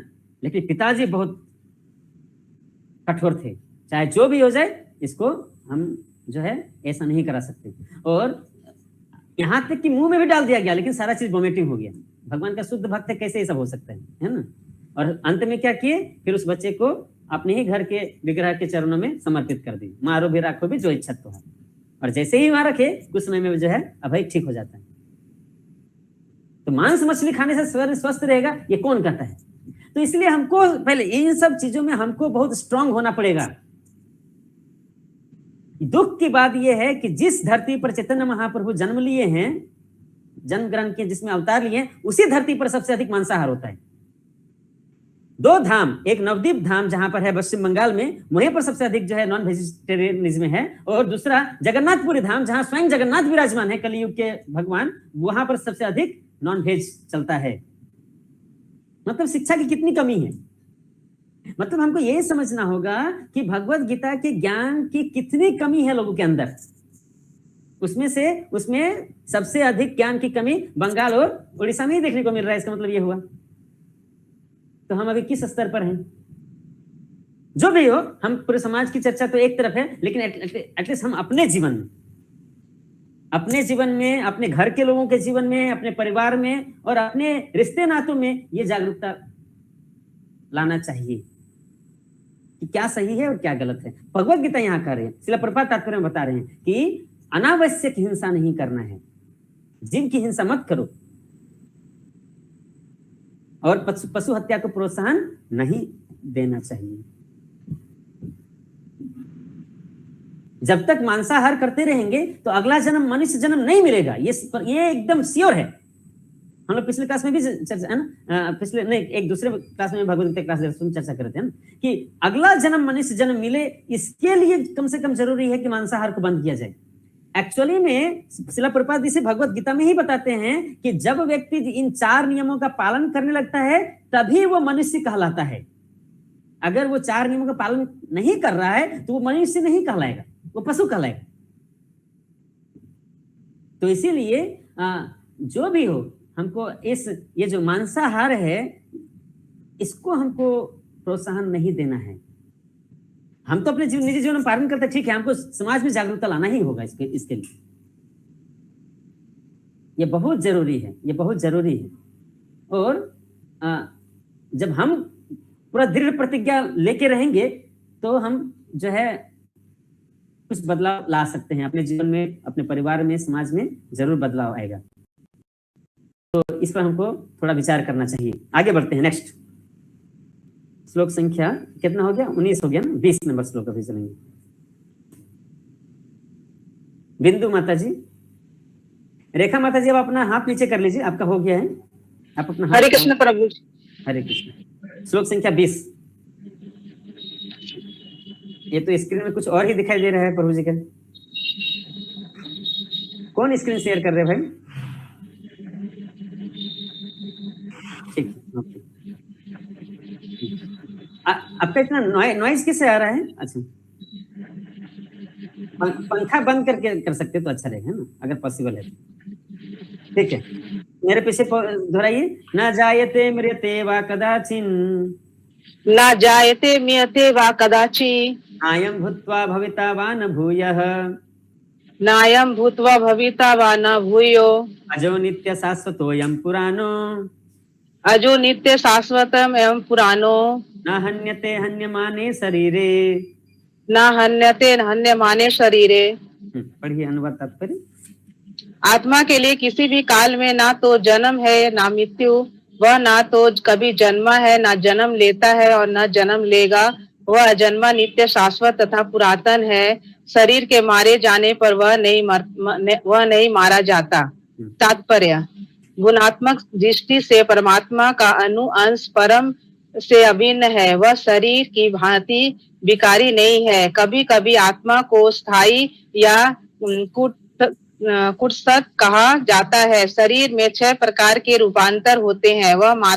वह माता के गर्भ से जन्म लेता है, कुछ काल तक रहता है, बढ़ता है, कुछ परिणाम उत्पन्न करता है, धीरे धीरे क्षीण होता है और अंत में समाप्त हो जाता है। किंतु आत्मा में ऐसे परिवर्तन नहीं होते। आत्मा अजन्मा है, किंतु चूंकि वह भौतिक शरीर धारण करता है, अत शरीर जन्म लेता है। आत्मा ना तो जन्म लेता है ना मरता है। जिसका जन्म होता है उसकी मृत्यु भी होती है। और चूंकि आत्मा जन्म नहीं लेता, अत उसका ना तो भूत है, ना वर्तमान, ना भविष्य।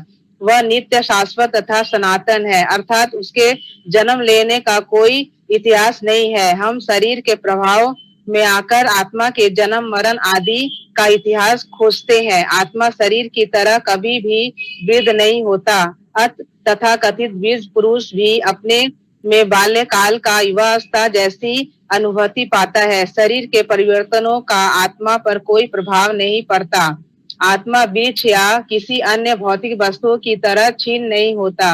आत्मा की कोई उपदृष्टि नहीं होती। शरीर की उपदृष्टि संतानें हैं और वे भी व्यष्टि आत्मा है और शरीर के कारण वे किसी न किसी की संतानें प्रतीत होते हैं। शरीर की व्यष्टि आत्मा की उपस्थिति के कारण होती है, किंतु आत्मा ना तो कोई उपविधि है, ना ही उसमें कोई परिवर्तन होता है।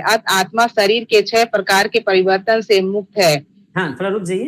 तो इसमें कुछ इंपॉर्टेंट पॉइंट बताया गया कि जिस तरह से शरीर में 6 प्रकार के परिवर्तन होते हैं। जन्म होता है, फिर बाल्यावस्था, फिर युवावस्था, फिर संतान उत्पन्न करता है बाई प्रोडक्ट, उसके बाद वृद्धावस्था आता है और फिर मृत्यु होती है। ये 6 प्रकार के परिवर्तन शरीर में होते हैं, आत्मा में कोई परिवर्तन नहीं होता है। अच्छा, ये एक चीज हो गया।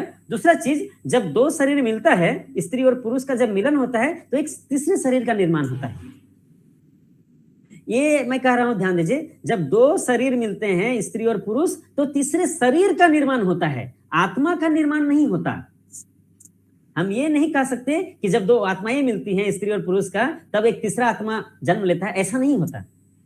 आत्मा तो बाहर से आता है, वो पुरुष के वीर्य में जाता है और वीर्य जब जो है स्त्री के गर्भ में जाता है, तो वो वीर्य में उपस्थित आत्मा के ऊपर फिर शरीर बनता है माँ के गर्भ में, है ना। तो एक आत्मा से दूसरी आत्मा की सृष्टि नहीं होती। 2 शरीर के मिलने से एक तीसरे शरीर का सृष्टि होता है, लेकिन उस तरह आत्मा के साथ नहीं होता है कि 2 आत्मा से एक तीसरे आत्मा का सृष्टि हो गया, ऐसा नहीं होता है। आत्मा में 6 प्रकार के परिवर्तन नहीं होते हैं, केवल शरीर में 6 प्रकार का परिवर्तन होता है। यस, आगे बढ़िए। कठोपनिषद में कहा गया है, न जायते मृत्य वा विपश्चिन् नायं कुतश्चिन् बहुवा कश्चित् अजो नित्य शाश्वते एवं पुराणो न हन्यते हन्यमाने शरीरे। पढ़िए, ट्रांसलेशन पढ़िए। अनम्यूट कीजिए, पहले आपका म्यूट किया हुआ है माता जी। हाँ, पढ़िए।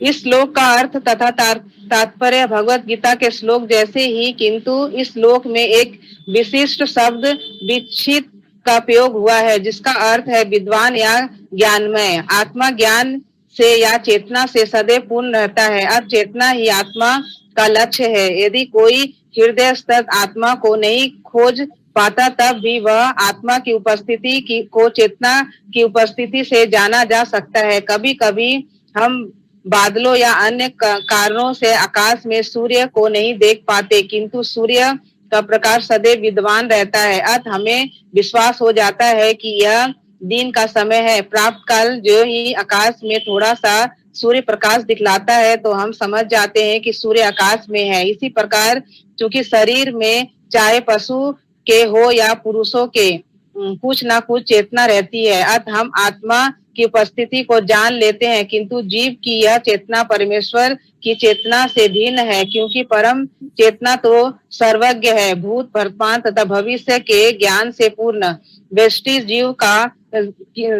जीव की चेतना विस्मरणीयशील है। जब वह अपने वास्तविक स्वरूप को भूल जाता है, तो उसे कृष्ण के उपदेशों से शिक्षा तथा प्रकाश और बोध प्राप्त होता है, किंतु कृष्ण विषमशील जीव नहीं है। यदि वे ऐसे होते तो उनके द्वारा दिए गए भगवत गीता के उपदेश व्यर्थ होते।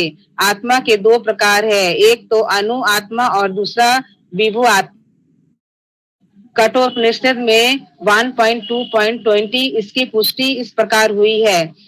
अगोरण्य यान महतो महीयान आत्मास्य जंतो निहितो गुह्याम तम्रकर्तु पश्याति वित्त शोके धातु प्रसादनमहि मानतमन।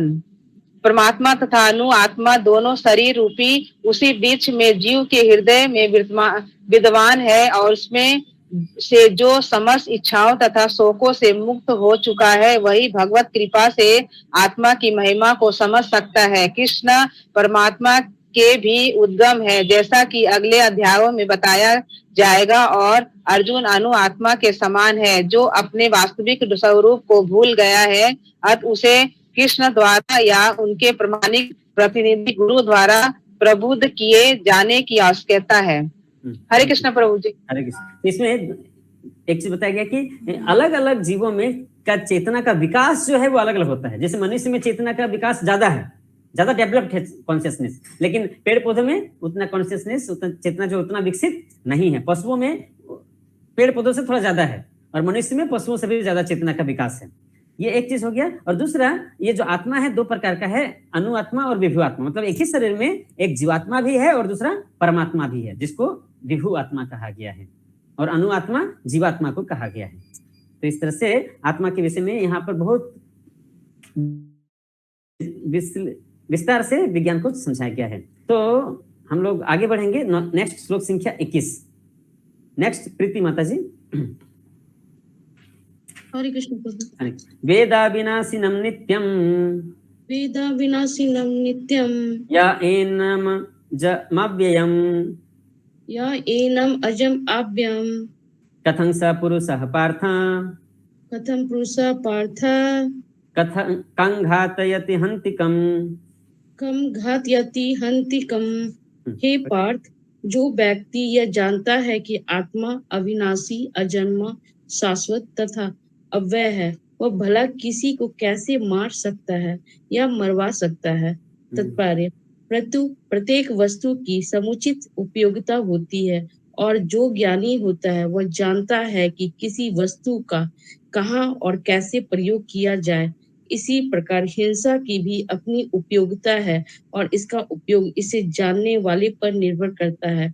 यद्यपि हत्या करने वाले व्यक्ति को न्याय संहिता के अनुसार प्राण दंड दिया जाता है, किंतु न्यायाधीश को दोषी नहीं ठहराया जा सकता, क्योंकि वह न्याय संहिता के अनुसार ही दूसरे व्यक्ति पर हिंसा किए जाने का आदेश देता है। मनुष्य को विधि ग्रंथ मनु संहिता में इसका समर्थन किया गया है कि हत्यारे को प्राण दंड देना चाहिए, जिससे उसे अगले जीवन में अपना पाप कर्म भोगना न पड़े। अतः राजा द्वारा हत्यारे को फांसी का दंड एक प्रकार से लाभप्रद है। इसी प्रकार जब कृष्ण युद्ध करने का आदेश देते हैं, तो ये समझना चाहिए कि यह हिंसा परम न्याय के लिए है, और इस तरह अर्जुन को इस आदेश का पालन यह समझ कर करना चाहिए कि कृष्ण के लिए किया गया युद्ध हिंसा नहीं, क्योंकि मनुष्य या दूसरे शब्दों में आत्मा को मारा नहीं जा सकता।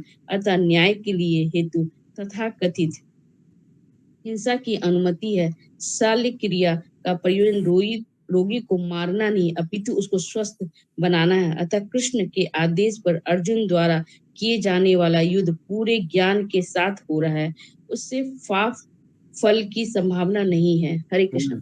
बहुत अच्छा, थैंक यू। तो ये बहुत अच्छा से प्रभुपाद समझा रहे हैं। जैसे कि जब ऑपरेशन होता है तो चाकू से शरीर को काटा जाता है, तो उससे दर्द होता है, लेकिन वो दर्द क्या व्यक्ति को कष्ट पहुंचाने के लिए दिया जा रहा है? नहीं, अल्टीमेटली उसको स्वस्थ करने के लिए किया जा रहा है वो ऑपरेशन। उसमें पहले थोड़ा बहुत दर्द हो रहा है तो उसको सहना चाहिए। उसी तरह से अगर कोई न्यायाधीश किसी हत्यारे को, किसी ने मर्डर किया है, अगर उसको मृत्यु दंड देते हैं तो वो उस व्यक्ति के लिए, उस हत्यारे के लिए अच्छा है, क्योंकि मनु संहिता के नियम के अनुसार जिसने किसी की हत्या की है उसको भी अगले जन्म में जिसका उसने हत्या किया उस व्यक्ति के द्वारा हत्या किया जाएगा। तो अगले जन्म में कष्ट से मुक्ति के लिए न्याय यह कहता है कि उसको इस जन्म में मृत्यु दंड देना चाहिए जिसने हत्या की है। यह पाप नहीं है।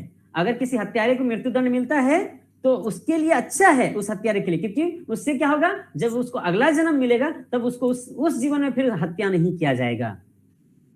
तो इस तरह से मनु संहिता के अलग अलग नियम है, धर्म के अलग अलग नियम है। धर्म के आधार पर यदि हिंसा किया जाता है तो उसमें पाप नहीं लगता है। नेक्स्ट आगे बढ़ते हैं, श्लोक संख्या 22। सुजाता माता जी, जिनका हो गया अपना हाथ डाउन कर लीजिए। बिंदु माता जी, हरे कृष्ण प्रभु जी। हाथ डाउन कर लीजिए। सुजाता माता जी। वासांसि जीर्णानि यथा विहाय वंशासि जीर्णानि यथा विहायो नवानि गृह्णाति नरोपराणि नवानि गृह्णाति नरोपराणि तथा शरीराणि विहाय जीर्णानि तथा शरीराणि विहाय जीर्णानि अन्यानि संयाति नवानि देहि। नन्यानि संयाति नवानि देहि। पढ़िए अनुवाद तत्व। जिस प्रकार मनुष्य पुराने वस्त्रों को त्याग कर नए वस्त्र धारण करता है, उसी प्रकार आत्मा पुराने तथा व्यर्थ के शरीरों को त्याग कर नवीन भौतिक शरीर धारण करता है। तात्पर्य, अनु आत्मा द्वारा शरीर का परिवर्तन एक स्वीकृत तथ्य है। आधुनिक विज्ञानी जन तक जो आत्मा के अस्तित्व पर विश्वास नहीं करते, पर साथ ही हृदय से शक्ति साधन की व्याख्या भी नहीं कर पाते, उन परिवर्तनों को स्वीकार करने को बाध्य है जो बाल्यकाल से कोमलावस्था और फिर तरुणावस्था तथा वृद्धावस्था में होते रहते हैं। वृद्धावस्था से यही परिवर्तन दूसरे शरीर में स्थानांतरित हो जाता है। इसकी व्याख्या एक पिछले श्लोक में 2.13 की जा चुकी है। अनु आत्मा का दूसरे शरीर में स्थानांतर परमात्मा की कृपा से संभव हो पाता है। परमात्मा अनु आत्मा की इच्छाओं की पूर्ति उसी तरह करते हैं जिस प्रकार एक मित्र दूसरे की इच्छा पूर्ति करता है। मुंडक तथा श्वेतास्त्र उपनिषद में आत्मा तथा परमात्मा की उपमा दो मित्रों पक्षियों से दी गई है जो एक ही वृक्ष पर बैठे हैं। इनमें से एक पक्षी अनु आत्मा वृक्ष के फल खा रही है और दूसरा पक्षी कृष्ण अपने मित्रों को देख रहा है। यद्यपि दोनों पक्षी समान गुण वाले हैं, किंतु इनमें से एक भौतिक वृक्ष के फलों पर मोहित है, किंतु दूसरा अपने मित्रों के कार्यकलापों को का साक्षी मात्र है। कृष्ण साक्षी पक्षी है और अर्जुन फल भोक्ता पक्षी। यद्यपि दोनों मित्र सखा है, किंतु फिर भी एक स्वामी है और दूसरे सेवक है। अनु आत्मा द्वारा इस संबंध की विस्तृति ही उसके एक वृक्ष से दूसरे पर जाने या एक शरीर से दूसरे में जाने का कारण है। जीव आत्मा प्राकृतिक शरीर रूपी वृक्ष पर अत्यधिक संघर्षशील है, किंतु जो ही वो दूसरे पक्षी को परम गुरु के रूप में स्वीकार करता है, जिस प्रकार अर्जुन कृष्ण का उपदेश ग्रहण करने के लिए स्वेच्छा से उनकी शरण में आ जाता है, तो ही परतंत्र पक्षी तुरंत सारे शोकों से विमुक्त हो जाता है। मुंडक उपनिषद 3.1.2 तथा श्वेतास्त्र उपनिषद 4.7 समान रूप से इसकी पुष्टि करते हैं। समाने विक्षे पुरुषो निमग्नो ओ उनिशया शोषोस्ति मुह्यमान जुष्टम यथा पश्यतो न निशमस्य महिमा नीति वितोषको। यद्यपि दोनों पक्षी एक ही वृक्ष पर बैठे हैं, किंतु फल खाने वाले पक्षी वृक्ष के फल के भोक्ता रूप में चिंता तथा विषाद में निमग्न है। यदि कोई किसी तरह वो अपने मित्र भगवान की ओर उन्मुख होता है और उनकी महिमा को जान लेता है, तो वो कष्ट भोगने वाला पक्षी तुरंत समस्त चिंताओं से मुक्त हो जाता है। अब अर्जुन ने अपना मुख अपने शाश्वत मित्र कृष्ण की ओर फेरा है और उनसे भगवद गीता समझ रहा है। इस प्रकार वो कृष्ण से श्रवण करके भगवान की परम महिमा को समझकर शोक से मुक्त हो सकता है। यह भगवान ने अर्जुन को उपदेश दिया है कि वो अपने पितामह तथा गुरु के देहांतरण पर शोक प्रकट न करे, अपितु उसे इस धर्म युद्ध में उनके शरीर का वध करने में प्रसन्न होना चाहिए, जिससे वे सब विभिन्न शारीरिक कर्म फलों से तुरंत मुक्त हो जाए। बलि देवी पर यह धर्म युद्ध में प्राणों को अर्पित करने वाला व्यक्ति तुरंत शारीरिक पापों से मुक्त हो जाता है और उच्च लोक प्राप्त होता है, अतः अर्जुन का शोक करना युक्ति संगत नहीं है। हरे कृष्णा। थैंक यू, धन्यवाद माता जी। तो इसमें बहुत ही महत्वपूर्ण, ये पूरा तात्पर्य ही महत्वपूर्ण है, जिसमें से सेकंड नंबर पैराग्राफ जो है, जिसमें दो पक्षी के बारे में बताया जाए है। आत्मा जो है एक पक्षी है और परमात्मा दूसरा पक्षी है। एक पक्षी फल को खाने में लगा हुआ है और दूसरा पक्षी उसको देख रहा है। उसी तरह से आत्मा जो है अलग अलग भोग की इच्छा के अनुसार अलग अलग कर्म कर रहा है, परमात्मा उसको देख रहा है और वो अलग अलग भोग करते हुए कष्ट भी झेल रहा है। लेकिन जब वो फल भोग करने वाला पक्षी अपने दूसरे पक्षी की तरफ देखता है मुड़ करके गाइडेंस के लिए, तब दूसरा पक्षी उसको रास्ता दिखाता है। उसी प्रकार जब आत्मा चैत्य गुरु जो परमात्मा है हृदय में, उसकी तरफ जब मुड़ता है, तब उसको आध्यात्मिक मार्ग में उन्नति करने का अवसर मिलता है। परमात्मा उसको गाइडेंस देते हैं। जिस प्रकार यहाँ पर हम देखते हैं कि अर्जुन जो है अभी कृष्ण की ओर मुड़ा है आध्यात्मिक ज्ञान को पाने के लिए। तो ये जो इसलिए हमको जो है, हम जो आत्मा है उनको चैत्य गुरु परमात्मा की ओर अग्रसर होना है। उधर जो है हमको अंतर्मुखी होना है, परमात्मा की आवाज को सुनना है, तब जाकर के हम सही दिशा पर जा पाएंगे। तब जाकर के व्यक्ति के जीवन में परिवर्तन आता है। वो भोग वृत्ति से को छोड़ करके वो फिर आध्यात्मिक प्रगति के लिए प्रयास करता है। हरे कृष्ण। तो हम लोग यहाँ पर थोड़ा सा विराम देते हैं। मेरे घड़ी में अभी 8:24 हो रहा है। 8:30 में फिर हम लोग स्टार्ट करेंगे श्लोक संख्या 23 से। थोड़ा देर के लिए ब्रेक है आप लोग। हरे कृष्ण प्रभु जी, दंडवत प्रणाम। हरे कृष्ण, दंडवत प्रणाम। हम लोग जी सादर प्रणाम। हरे कृष्ण प्रभु जी, दंडवत प्रणाम। हरे कृष्ण प्रभु जी, दंडवत प्रणाम। प्रभु जी सादर प्रणाम। हरे कृष्ण प्रभु जी, दंडवत प्रणाम। हरे कृष्ण प्रभु जी, सादर प्रणाम। हरे कृष्ण प्रभु जी। यस, मनीषा माता जी, ठीक है। हरे कृष्ण प्रभु जी। हरे कृष्ण। मेरे पीछे बोलिए। श्लोक संख्या 23 हम लोग करेंगे अभी। नयनम छिन्दन्ति शस्त्राणि, नैनम छिद्रम शस्त्राणि, नयनम दहति पावकः, नैनम दहति पावक, न चैनम कलेद्यान्तपो, न चैनम कलेद्यान्तपो, न शोषयति मारुतः। न शोषयति मारुतः। पढ़िए अनुवाद तात्पर्य। अनुवाद। यह आत्मा न तो कभी किसी शस्त्र द्वारा खंड खंड किया जा सकता है, न अग्नि द्वारा जलाया जा सकता है, न जल द्वारा भिगोया या वायु द्वारा सुखाया जा सकता है। तात्पर्य। सारे हथियार, तलवार, अग्न्यास्त्र, वर्षा के अस्त्र, चक्रवात आदि आत्मा को मारने में असमर्थ है। ऐसा प्रतीत होता है कि आधुनिक आग्नेयास्त्रों के अतिरिक्त मिट्टी, जल, वायु, आकाश आदि के भी अनेक प्रकार के हथियार होते थे। यहाँ तक कि आधुनिक युग के नाभिकीय हथियारों की गणना भी आग्नेयास्त्रों में की जाती है, किंतु पूर्व काल में विभिन्न पार्थिव तत्वों से बने हुए हथियार होते थे। आग्नेयास्त्रों का सम्मान जल के वरुण हथियारों से किया जाता था, जो आधुनिक विज्ञान के लिए अज्ञात है। आधुनिक विज्ञान को चक्रवात हथियारों का भी पता नहीं है। जो भी हो, आत्मा को न तो कभी खंड खंड किया जा सकता है, न किन्हीं वैज्ञानिक हथियारों से उसका संहार किया जा सकता है, चाहे उनकी संख्या कितनी ही क्यों न हो।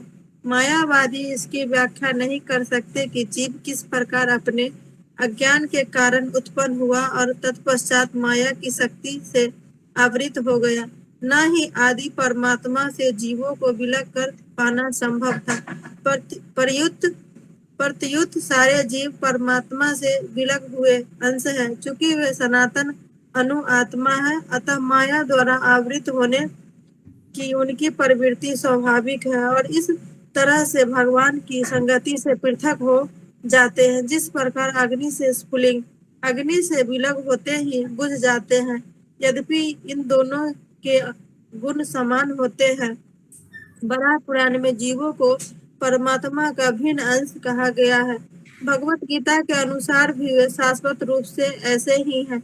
अतः मोह से मुक्त होकर भी जीव पृथक अस्तित्व रखता है। जैसा कि कृष्ण द्वारा अर्जुन को दिए गए उपदेशों से स्पष्ट है, अर्जुन कृष्ण के उपदेश के कारण मुक्त तो हो गया, किंतु कभी भी कृष्ण से एकाकार नहीं हुआ। हरे कृष्ण प्रभु। धन्यवाद, थैंक यू। तो इसमें सेकंड पैराग्राफ में एक बहुत इंपॉर्टेंट चीज कहा गया है कि जैसे देखिए कहीं पर आग जल रहा है तो पूरा आग का जो गुण है और आग का जो एक चिंगारी है, दोनों का गुण समान है, दोनों में प्रकाश है और दोनों में अग्नि, दोनों में ऊर्जा है, उष्मा है। लेकिन अगर जब तक वो चिंगारी आग से जुड़ा हुआ रहता है तब तक वो चिंगारी जलता रहता है, लेकिन अगर वो चिंगारी आग से अलग होके बाहर गिर जाता है तो वो फिर कुछ समय के बाद बुझ जाता है। उसी प्रकार से जब आत्मा का कनेक्शन परमात्मा के साथ रहता है भक्ति के माध्यम से, तभी तक वो ठीक है। लेकिन अगर वो आत्मा परमात्मा से विलग हो जाता है तो फिर उसका अस्तित्व खतरे में पड़ जाता है। इसलिए आवश्यक है फिर से भक्ति के माध्यम से हम आत्मा को परमात्मा के साथ जोड़ें। वही प्रोसेस ही आत्मा को परमात्मा से जोड़ने का जो योग है वही भक्ति योग है।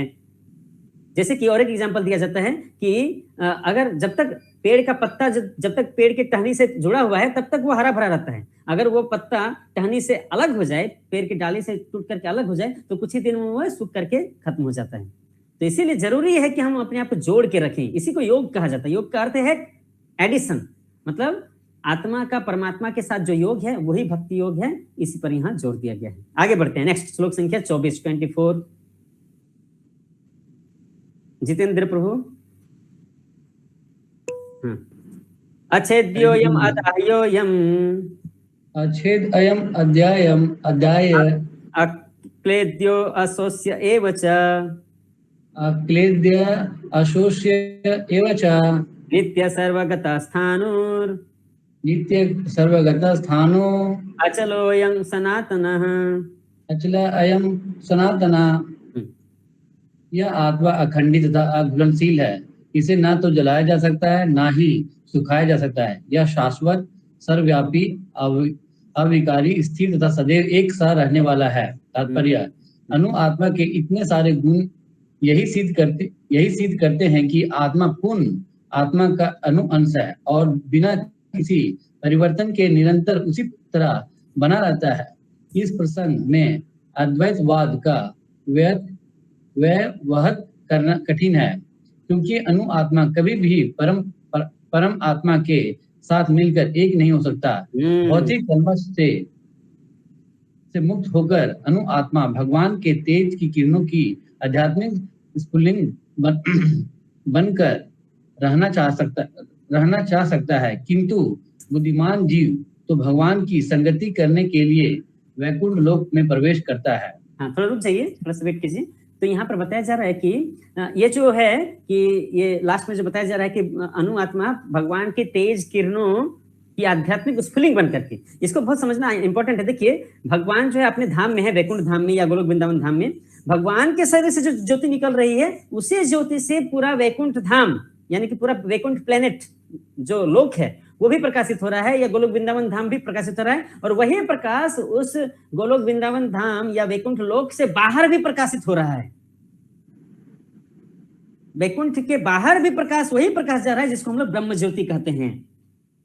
तो ब्रह्म ज्योति का मतलब ये नहीं है कि हम आध्यात्मिक जगत में प्रवेश कर गए हैं, नहीं। आध्यात्मिक जगत के बाहर, उस लोक के बाहर जो प्रकाश निकल रहा है वो है ब्रह्म ज्योति। और जो ब्रह्मवादी होते हैं या मायावादी होते हैं उसी ब्रह्म ज्योति में जाना चाहते हैं, उस ब्रह्म ज्योति में जाकर के लीन हो जाना चाहते हैं, क्योंकि वो भी शाश्वत है। वो जो प्रकाश है वो शाश्वत है ना। तो उसी ब्रह्म ज्योति में जाके लीन हो जाना चाहते हैं। लेकिन वो सबसे बड़ी सफलता नहीं है, क्योंकि ब्रह्म ज्योति में जाकर के वहां पर कोई एक्टिविटी नहीं है। वहां के सत्य है, शाश्वत है, लेकिन चित्त और आनंद नहीं है। वहां पर ज्ञान और आनंद नहीं है, पूर्ण ज्ञान और पूर्ण आनंद नहीं है। इसीलिए बुद्धिमानी किसमें है कि ब्रह्म ज्योति में जाकर के लीन होने के बजाय उससे थोड़ा और आगे जाकर के भगवान के लोक में, उनके ग्रह में, उनके प्लेनेट में प्रवेश करना है। वैकुंठ लोक में या गोलोक वृंदावन धाम में प्रवेश करना है। तब जाकर के हम वहां पर भगवान का साथ आदान प्रदान कर सकते हैं, भगवान की सेवा कर सकते हैं और आनंद का अनुभव कर सकते हैं। तो जो लोग आत्मा जस्ट वहां पर स्फुलिंग बन करके एक जैसे कि प्रकाश की किरण में बहुत सारे प्रकाश के कण होते हैं, है ना, तो एक कण बन करके उसमें रहना वो बहुत बड़ी सफलता नहीं है। उससे बड़ी सफलता है भगवान की संगति करने के लिए वैकुंठ धाम में प्रवेश करना। यही भक्ति योग है। ठीक है, आगे पढ़िए नेक्स्ट पैराग्राफ। सर्वगत शब्द महत्वपूर्ण है, क्योंकि इसमें कोई संशय नहीं है कि जीव भगवान की समग्र सृष्टि में फैले हुए हैं। वे जल, थल, वायु, पृथ्वी के भीतर तथा अग्नि के भीतर भी रहते हैं। जो यह मानते हैं कि वे अग्नि में स्वाहा हो जाते हैं वह ठीक नहीं है, क्योंकि यहाँ कहा गया है कि आत्मा को अग्नि द्वारा जलाया नहीं जा सकता। अतः इसमें भी संदेह नहीं कि सूर्यलोक में भी उपयुक्त प्राणी निवास करते हैं। यदि सूर्यलोक में निर्जन हो तो सर्वगत शब्द निरर्थक हो जाता है। हाँ, तो आत्मा सब जगह है, सभी लोकों में है, सूर्यलोक में है, चंद्रलोक में है, सब जगह है आत्मा, है ना? सब जगह विराजमान है। और उसी प्रकार से परमात्मा भी सब जगह फैले हुए हैं। हर एक अणु में, हर एक परमाणु में जो है परमात्मा विद्यमान है। Okay, thank you. नेक्स्ट आगे बढ़ते हैं, श्लोक संख्या 25। रीता माता जी। अव्यक्तोयम अचिन्त्योयम, अव्यक्तोऽयम् अचिन्तोऽयम् अविकार्योयम उच्यते, अविकार्याय अयमुच्यते। तस्मादेवं विदित्वेनं तस्मादेवं विदित्वेनं नानुशोचितुमर्हसि। नानुशोचितुमर्हसि। अनुवाद। यह आत्मा अव्यक्त, अकल्पनीय तथा अपरिवर्तनीय कहा जाता है। यह जानकर तुम्हें शरीर के लिए शोक नहीं करना चाहिए। तात्पर्य। जैसा कि पहले कहा जा चुका है, आत्मा इतना सूक्ष्म है कि इसे सर्वाधिक शक्तिशाली सूक्ष्मदर्शी यंत्र से भी देखा नहीं जा सकता। अतः यह अदृश्य है। जहाँ तक आत्मा के अस्तित्व के संबंध है, श्रुति के प्रमाण के अतिरिक्त अन्य किसी प्रयोग द्वारा इसे अस्तित्व को सिद्ध नहीं किया जा सकता। हमें इस सत्य को स्वीकार करना पड़ेगा, क्योंकि अनुभवगम्य सत्य होते हुए भी आत्मा के अस्तित्व को समझने के लिए कोई अन्य साधन नहीं है। हमें अनेक बातें केवल उच्च प्रमाणों के आधार पर माननी पड़ती है, और कोई भी अपनी माता के आधार पर अपने पिता का अस्तित्व को स्वीकार नहीं कर सकता। पिता के स्वरूप को जानने का साधन एकमात्र प्रमाण माता है। इसी प्रकार वेदाध्ययन के अतिरिक्त आत्मा को समझने का अन्य उपाय नहीं है। दूसरे शब्दों में, आत्मा मानवीय व्यवहारिक ज्ञान द्वारा अकल्पनीय है। आत्मा चेतना है और चेतन है। वेदों में इस कथन को हमें स्वीकार करना होगा। आत्मा में शरीर। थोड़ा सा रुक जाइए। तो इसमें कहा गया है कि हमको केवल श्रुति प्रमाण के आधार पर, यानी कि शास्त्रों के प्रमाण के आधार पर ही जो है हम आत्मा के अस्तित्व को समझ सकते हैं। कोई भी वैज्ञानिक रिसर्च के द्वारा हम आत्मा को नहीं अनुभव कर सकते, क्योंकि वैज्ञानिक जो रिसर्च वर्क है वो आत्मा के अस्तित्व को पकड़ ही नहीं सकते। आत्मा इतना सूक्ष्म है कि इवन सबसे जो स्ट्रॉन्ग माइक्रोस्कोप है, इलेक्ट्रॉन माइक्रोस्कोप, उससे भी देख नहीं सकते। तो फिर कैसे हम यांत्रिक विधि के द्वारा, भौतिक विज्ञान के द्वारा आत्मा को हम कैसे पता लगा सकते हैं? संभव ही नहीं है। तो इसीलिए कैसे पता लगा सकते हैं? एकमात्र उपाय है शास्त्र के आधार पर। तो शास्त्र प्रमाण है, शास्त्र के आधार पर हमको आत्मा के अस्तित्व को स्वीकार करना है। ऐसी तो बहुत सारी चीजें हैं जिसको हम देख नहीं सकते, लेकिन हम उस पर विश्वास करते हैं। उसी तरह से हमको आत्मा को शास्त्र के आधार पर, लॉजिक, तथ्य के आधार पर जो है, तर्क के आधार पर विश्वास करना है। आगे बढ़िए। आत्मा में शरीर जैसे परिवर्तन नहीं होते। मूलतः अवकारी रहते हुए आत्मा अनंत परमात्मा की तुलना में अनुरूप में है। परमात्मा अनंत है और अनु आत्मा अति सूक्ष्म है। अतः अति सूक्ष्म आत्मा अविकारी होने के कारण अनंत आत्मा भगवान के तुल्य नहीं हो सकता। यदि यही भाव वेदों में भिन्न भिन्न प्रकार से आत्मा के स्थायित्व की पुष्टि करने के लिए दोहराया गया है। किसी बात का दोहराना उस तथ्य को बिना किसी त्रुटि के समझने के लिए आवश्यक है। Thank you. तो आत्मा और परमात्मा में भेद है, ये हमको यहाँ समझाया गया। आगे नेक्स्ट 26 रत्ना रेखा माता जी। अथ चैनम नित्य जातम, हम चैनम नित्य जातम, नित्यं वा मन्यसे मृतम, नित्यं वा मन्यसे मृतम, तथापि त्वं महाबाहो, तथापि त्वं महाबाहो, नैनं शोचितुमर्हसि, नैनम सोचितुमर्हसि। किंतु यदि तुम यह सोचते हो कि आत्मा अथवा जीवन का लक्षण सदा जन्म लेता है तथा सदा मरता है, तो भी हे महाबाहु, तुम्हारे शोक करने का कोई कारण नहीं है। तात्पर्य, सदा से दार्शनिकों का एक ऐसा वर्ग चला आ रहा है जो बौद्धों के ही समान यह नहीं मानता कि शरीर के परे भी आत्मा का स्वतंत्र अस्तित्व है। ऐसा प्रतीत होता है कि जब भगवान कृष्ण ने भगवद गीता का उपदेश दिया तो ऐसे दार्शनिक विद्यमान थे और लोकाकायतिक तथा वैभाषिक नाम से जाने जाते थे। ऐसे दार्शनिकों का मत है कि जीवन के लक्षण भौतिक संयोग की एक परिपक्व अवस्था में ही घटित होते हैं। आधुनिक भौतिक विज्ञानी तथा भौतिकतावादी दार्शनिक भी ऐसा ही सोचते हैं। उनके अनुसार शरीर भौतिक तत्वों का संयोग है और एक अवस्था ऐसी आती है जब भौतिक तथा रासायनिक तत्वों के संयोग से जीवन के लक्षण विकसित हो उठते हैं। ये तत्व विज्ञान इसी दर्शन पर आधारित है। संप्रति अनेक धर्म जिनका अमेरिका में प्रचार हो रहा है इसी दर्शन का पालन करते हैं और साथ ही शून्यवादी अभक्त बौद्धों का अनुसरण करते हैं। हाँ, रुक जाइए थोड़ा सा। तो ऐसे जो दार्शनिक होते हैं वो कहते हैं कि लाइफ कम्स फ्रॉम मैटर, है ना, 2 या 3 रासायनिक तत्वों के मिश्रण से, है ना, ये जो रासायनिक कार्यकलाप होते हैं उसके द्वारा जीवन की उत्पत्ति होती है। तो फिर आत्मा का क्या मतलब है? आत्मा के अस्तित्व को लोग स्वीकार नहीं करते, या फिर ये भी मानते हैं कि यदि आत्मा है भी तो वह भौतिक है और जिस तरह से शरीर की मृत्यु होती है उसी तरह से आत्मा की भी मृत्यु होती है। ऐसा उन लोगों का कहना है। या फिर वो लोग ये भी कहते हैं कि इस जीवन के बाद और कोई दूसरा जीवन नहीं होता है, सब शून्य में विलीन हो जाता है। इसको, है ना, शून्यवाद कहते हैं। इस तरह से अलग अलग मत हैं लोगों के। यस, आगे बढ़िए, नेक्स्ट पैराग्राफ। यदि अर्जुन को आत्मा के अस्तित्व में विश्वास नहीं था, जैसा कि वैभाषिक दर्शन में होता है, तो भी उसके शोक करने का कोई कारण न था। कोई भी मानव थोड़े से रसायनों की क्षति के लिए शोक नहीं करता तथा अपना कर्तव्य पालन नहीं त्याग देता है। दूसरी ओर आधुनिक विज्ञान तथा वैज्ञानिक युद्ध में शत्रु पर विजय प्राप्त करने के लिए ना जाने कितने टन रसायन फूंक देते हैं।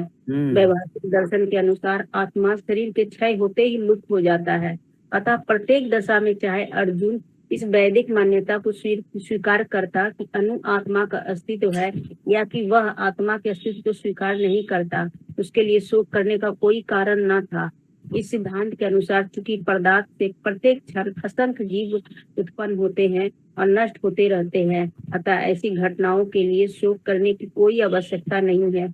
यदि आत्मा का पुनर्जन्म नहीं होता तो अर्जुन को अपने पितामह तथा गुरु के वध करने के पाप फलों से डरने का कोई कारण न था।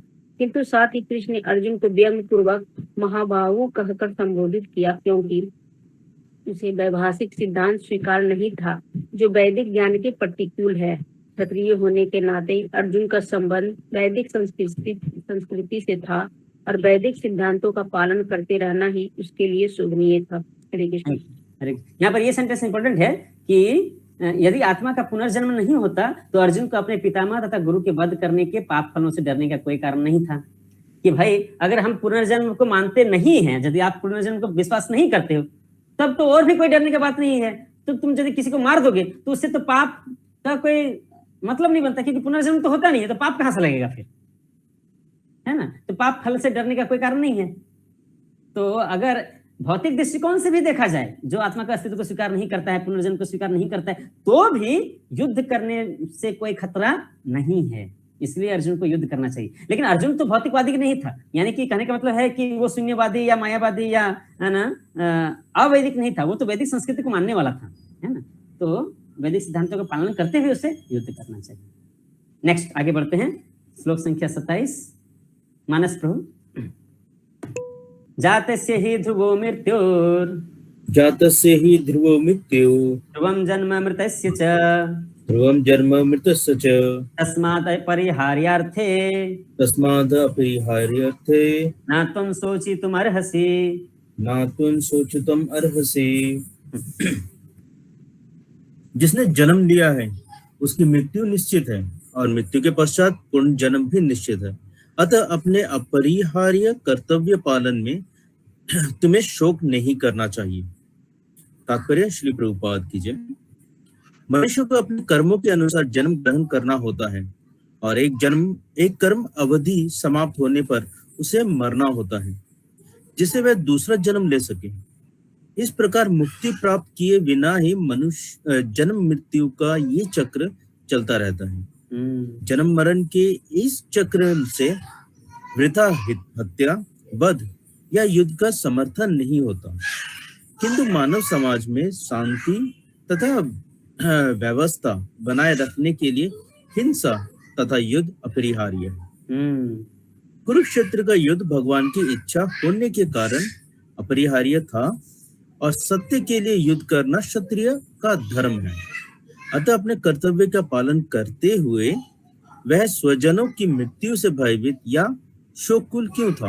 वह विधि को भंग नहीं करना चाहता था, क्योंकि ऐसा करने पर उसे उन पाप कर्मों के फल भोगने पड़ेंगे जिसमें वह अत्यंत भयभीत था। अपने कर्तव्य का पालन करते हुए वह स्वजनों की मृत्यु को रोक नहीं सकता था, और यदि वह अनुचित कर्तव्य पथ का चुनाव करे तो उसे नीचे गिरना होगा। Thank you. हरे कृष्ण। हरे तो ऐसा नहीं है कि अर्जुन कोई पाप कर्म कर रहा है, अरे कोई गलत कार्य करेगा, धर्म के विरुद्ध कोई कार्य करेगा तब तो उसे पाप लगेगा ना। लेकिन अभी जो भगवान श्री कृष्ण उसको युद्ध करने के लिए कह रहे हैं वो तो धर्म युद्ध है, वो तो धर्म के अनुसार, नियम के अनुसार वो युद्ध कर रहा है। और उस युद्ध में अगर कोई उसके रिलेटिव मारे जाते हैं तो उसके लिए अर्जुन को पाप नहीं लगेगा, इसलिए उसको डर नहीं करना चाहिए, उसको युद्ध करना चाहिए, है ना। जिसकी जन्म हुआ है उसकी तो मृत्यु निश्चित है, जिसकी मृत्यु है उसका फिर से जन्म होगा, तो उसके लिए अर्जुन को शोक नहीं करना चाहिए। नेक्स्ट आगे बढ़ते हैं, श्लोक संख्या 28। ऋषिका माता जी। अव्यक्तादीनि भूतानि अव्यक्तानि भूतानि व्यक्तमध्यानि भारत व्यक्तमध्यानि भारत अव्यक्तानि धनान्येव अव्यक्तानि धान्येव तत्र का परिदेवना तत्र का परिदेवना। सारे जीव प्रारंभ में अव्यक्त रहते हैं, मध्य अवस्था में व्यक्त होते हैं और विनष्ट होने पर पुनः अव्यक्त हो जाते हैं। अतः शोक करने की क्या आवश्यकता है? तात्पर्य, यह स्वीकार करते हुए कि दो प्रकार के दार्शनिक हैं, एक तो वे जो आत्मा के अस्तित्व को मानते हैं और दूसरे वे जो आत्मा के अस्तित्व को नहीं मानते।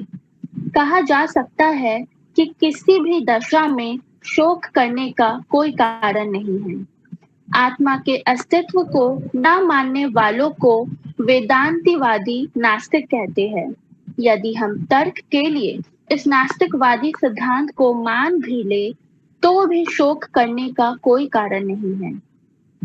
आत्मा के पृथक अस्तित्व से भिन्न सारे भौतिक तत्व सृष्टि के पूर्व अदृश्य रहते हैं। इस अदृश्य रहने की सूक्ष्म अवस्था से ही दृश्य अवस्था आती है। जिस प्रकार आकाश से वायु उत्पन्न होती है, वायु से अग्नि, अग्नि से जल और जल से पृथ्वी उत्पन्न होती है। पृथ्वी से अनेक प्रकार के पदार्थ प्रकट होते हैं। यथा एक विशाल गगनचुंबी महल पृथ्वी से ही प्रकट है।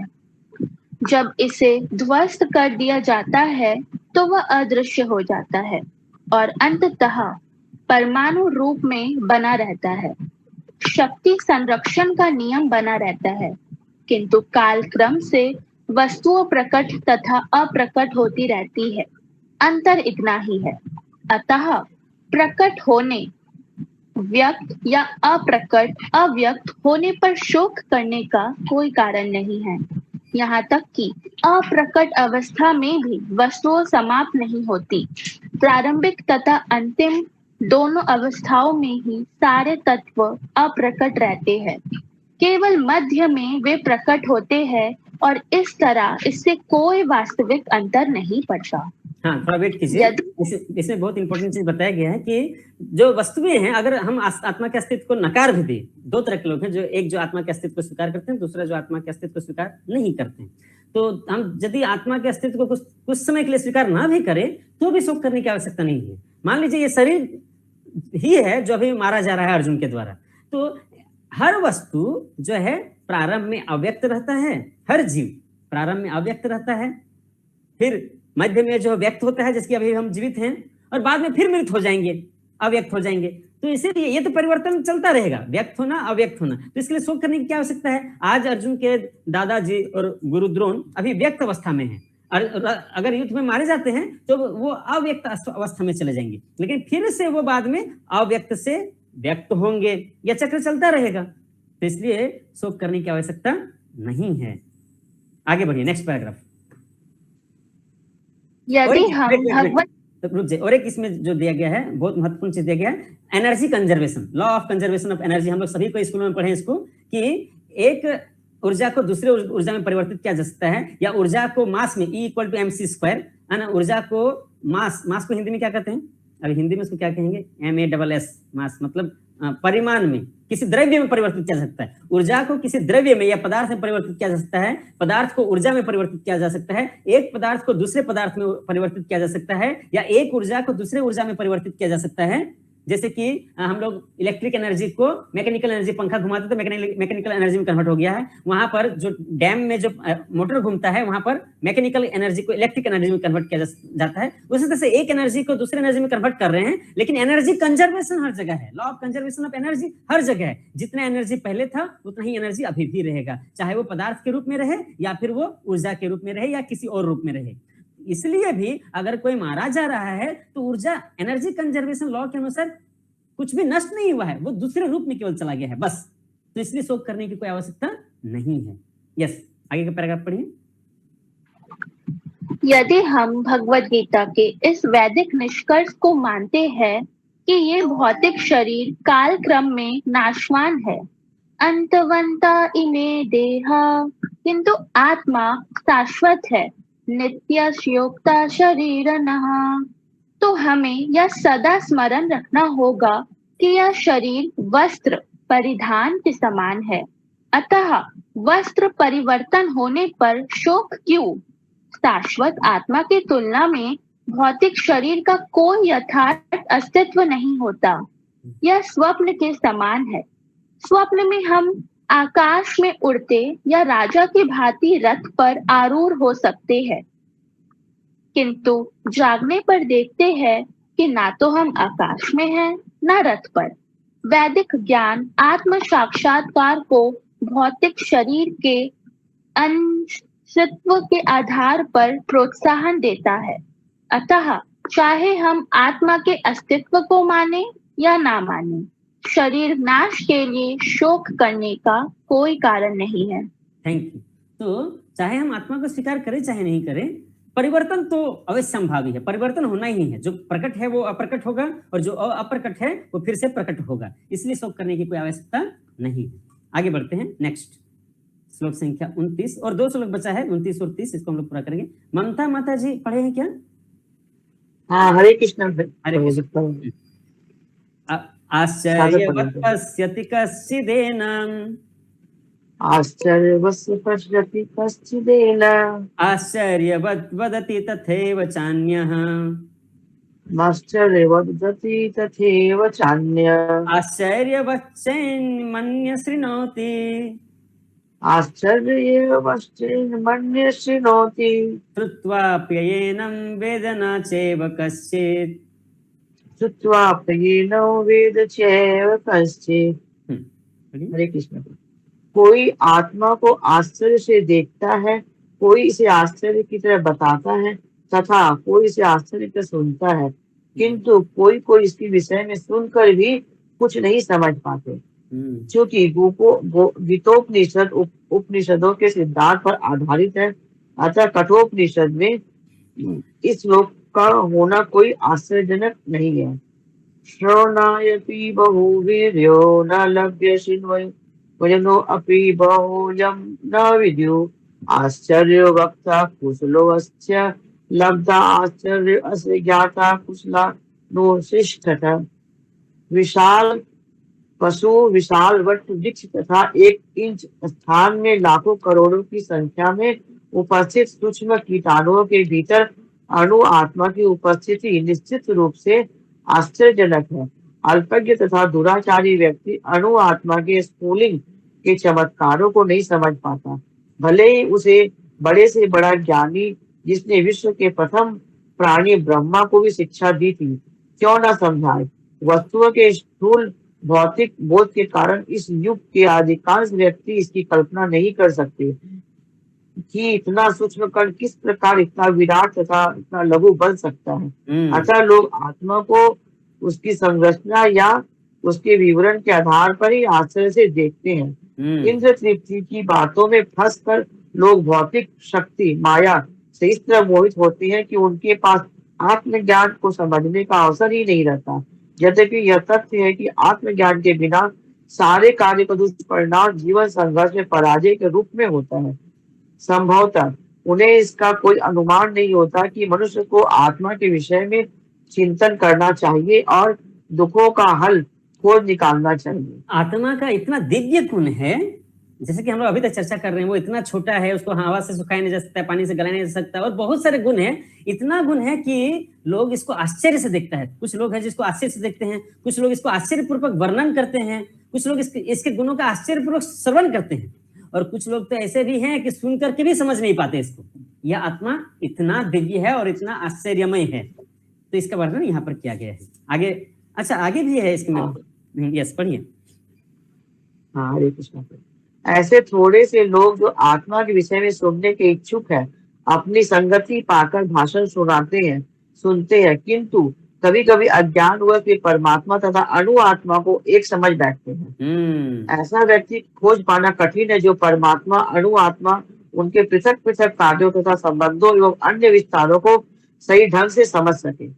इससे अधिक कठिन है ऐसा व्यक्ति खोज पाना जिसने आत्मा के ज्ञान से पूरा लाभ उठाया हो और जो सभी जिसको आत्मा साक्षात्कार हो गया है, ऐसा व्यक्ति खोज पाना और भी कठिन। यस, आगे बढ़िए।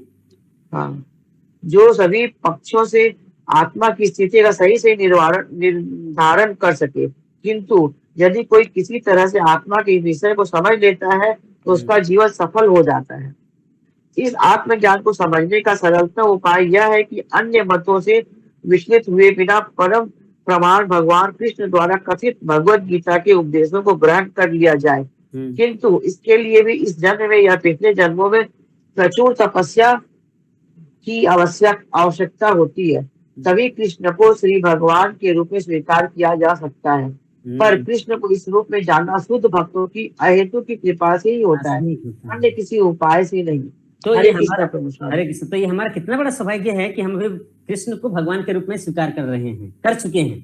तो इसका मतलब ये हुआ कि हमारे ये तो या तो हम लोगों ने पूर्व जन्म में कुछ अच्छे कर्म किए हैं, तो ऐसा तो लगता नहीं है कि पूर्व जन्म में, मैं अपनी बात कर रहा हूँ कि मैंने पूर्व जन्म में कोई अच्छा कर्म किया है, लेकिन इस जन्म में शुद्ध भक्तों की अहेतु की कृपा हो गई है मेरे ऊपर। इस कारण से मैं इस आत्मज्ञान को पा सका हूँ और कृष्ण को भगवान के रूप में स्वीकार किया हूँ। बस ये केवल शुद्ध भक्त की अहेतु की कृपा है मेरे जीवन में, ये हमको मानना चाहिए। आगे बढ़ते हैं। नेक्स्ट श्लोक संख्या 30। कौन? रीता माता जी बात की। देहि नित्यम अवध्योयम, देहे नित्यम वध्योयम, देहे सर्वस्य भारत, देहे सर्वस्य भारत, तस्मात् सर्वाणि भूतानि, तस्मात् सर्वाणि भूतानि, न त्वं शोचितुमर्हसि, न त्वं शोचितुमर्हसि। लास्ट श्लोक है आज का। यस, पढ़िए अनुवाद तात्पर्य। हे भारतवंशी, शरीर में रहने वाले देही का भी वध नहीं किया जा सकता, कभी भी वध नहीं किया जा सकता। अतः तुम्हें किसी भी जीव के लिए शोक करने की आवश्यकता नहीं है। तात्पर्य। अब भगवान अविकारी आत्मा विषयक अपना उपदेश समाप्त कर रहे हैं। अमर आत्मा का अनेक प्रकार से वर्णन करते हुए भगवान कृष्ण ने आत्मा को अमर तथा शरीर को नाशवान सिद्ध किया है। अतः क्षत्रिय होने के नाते अर्जुन को इस भय से कि युद्ध में पितामह भीष्म तथा गुरु द्रोण मर जाएंगे, अपने कर्तव्य से विमुख नहीं होना चाहिए। कृष्ण को प्रमाण मानकर भौतिक देह से भिन्न आत्मा का पृथक अस्तित्व स्वीकार करना ही होगा।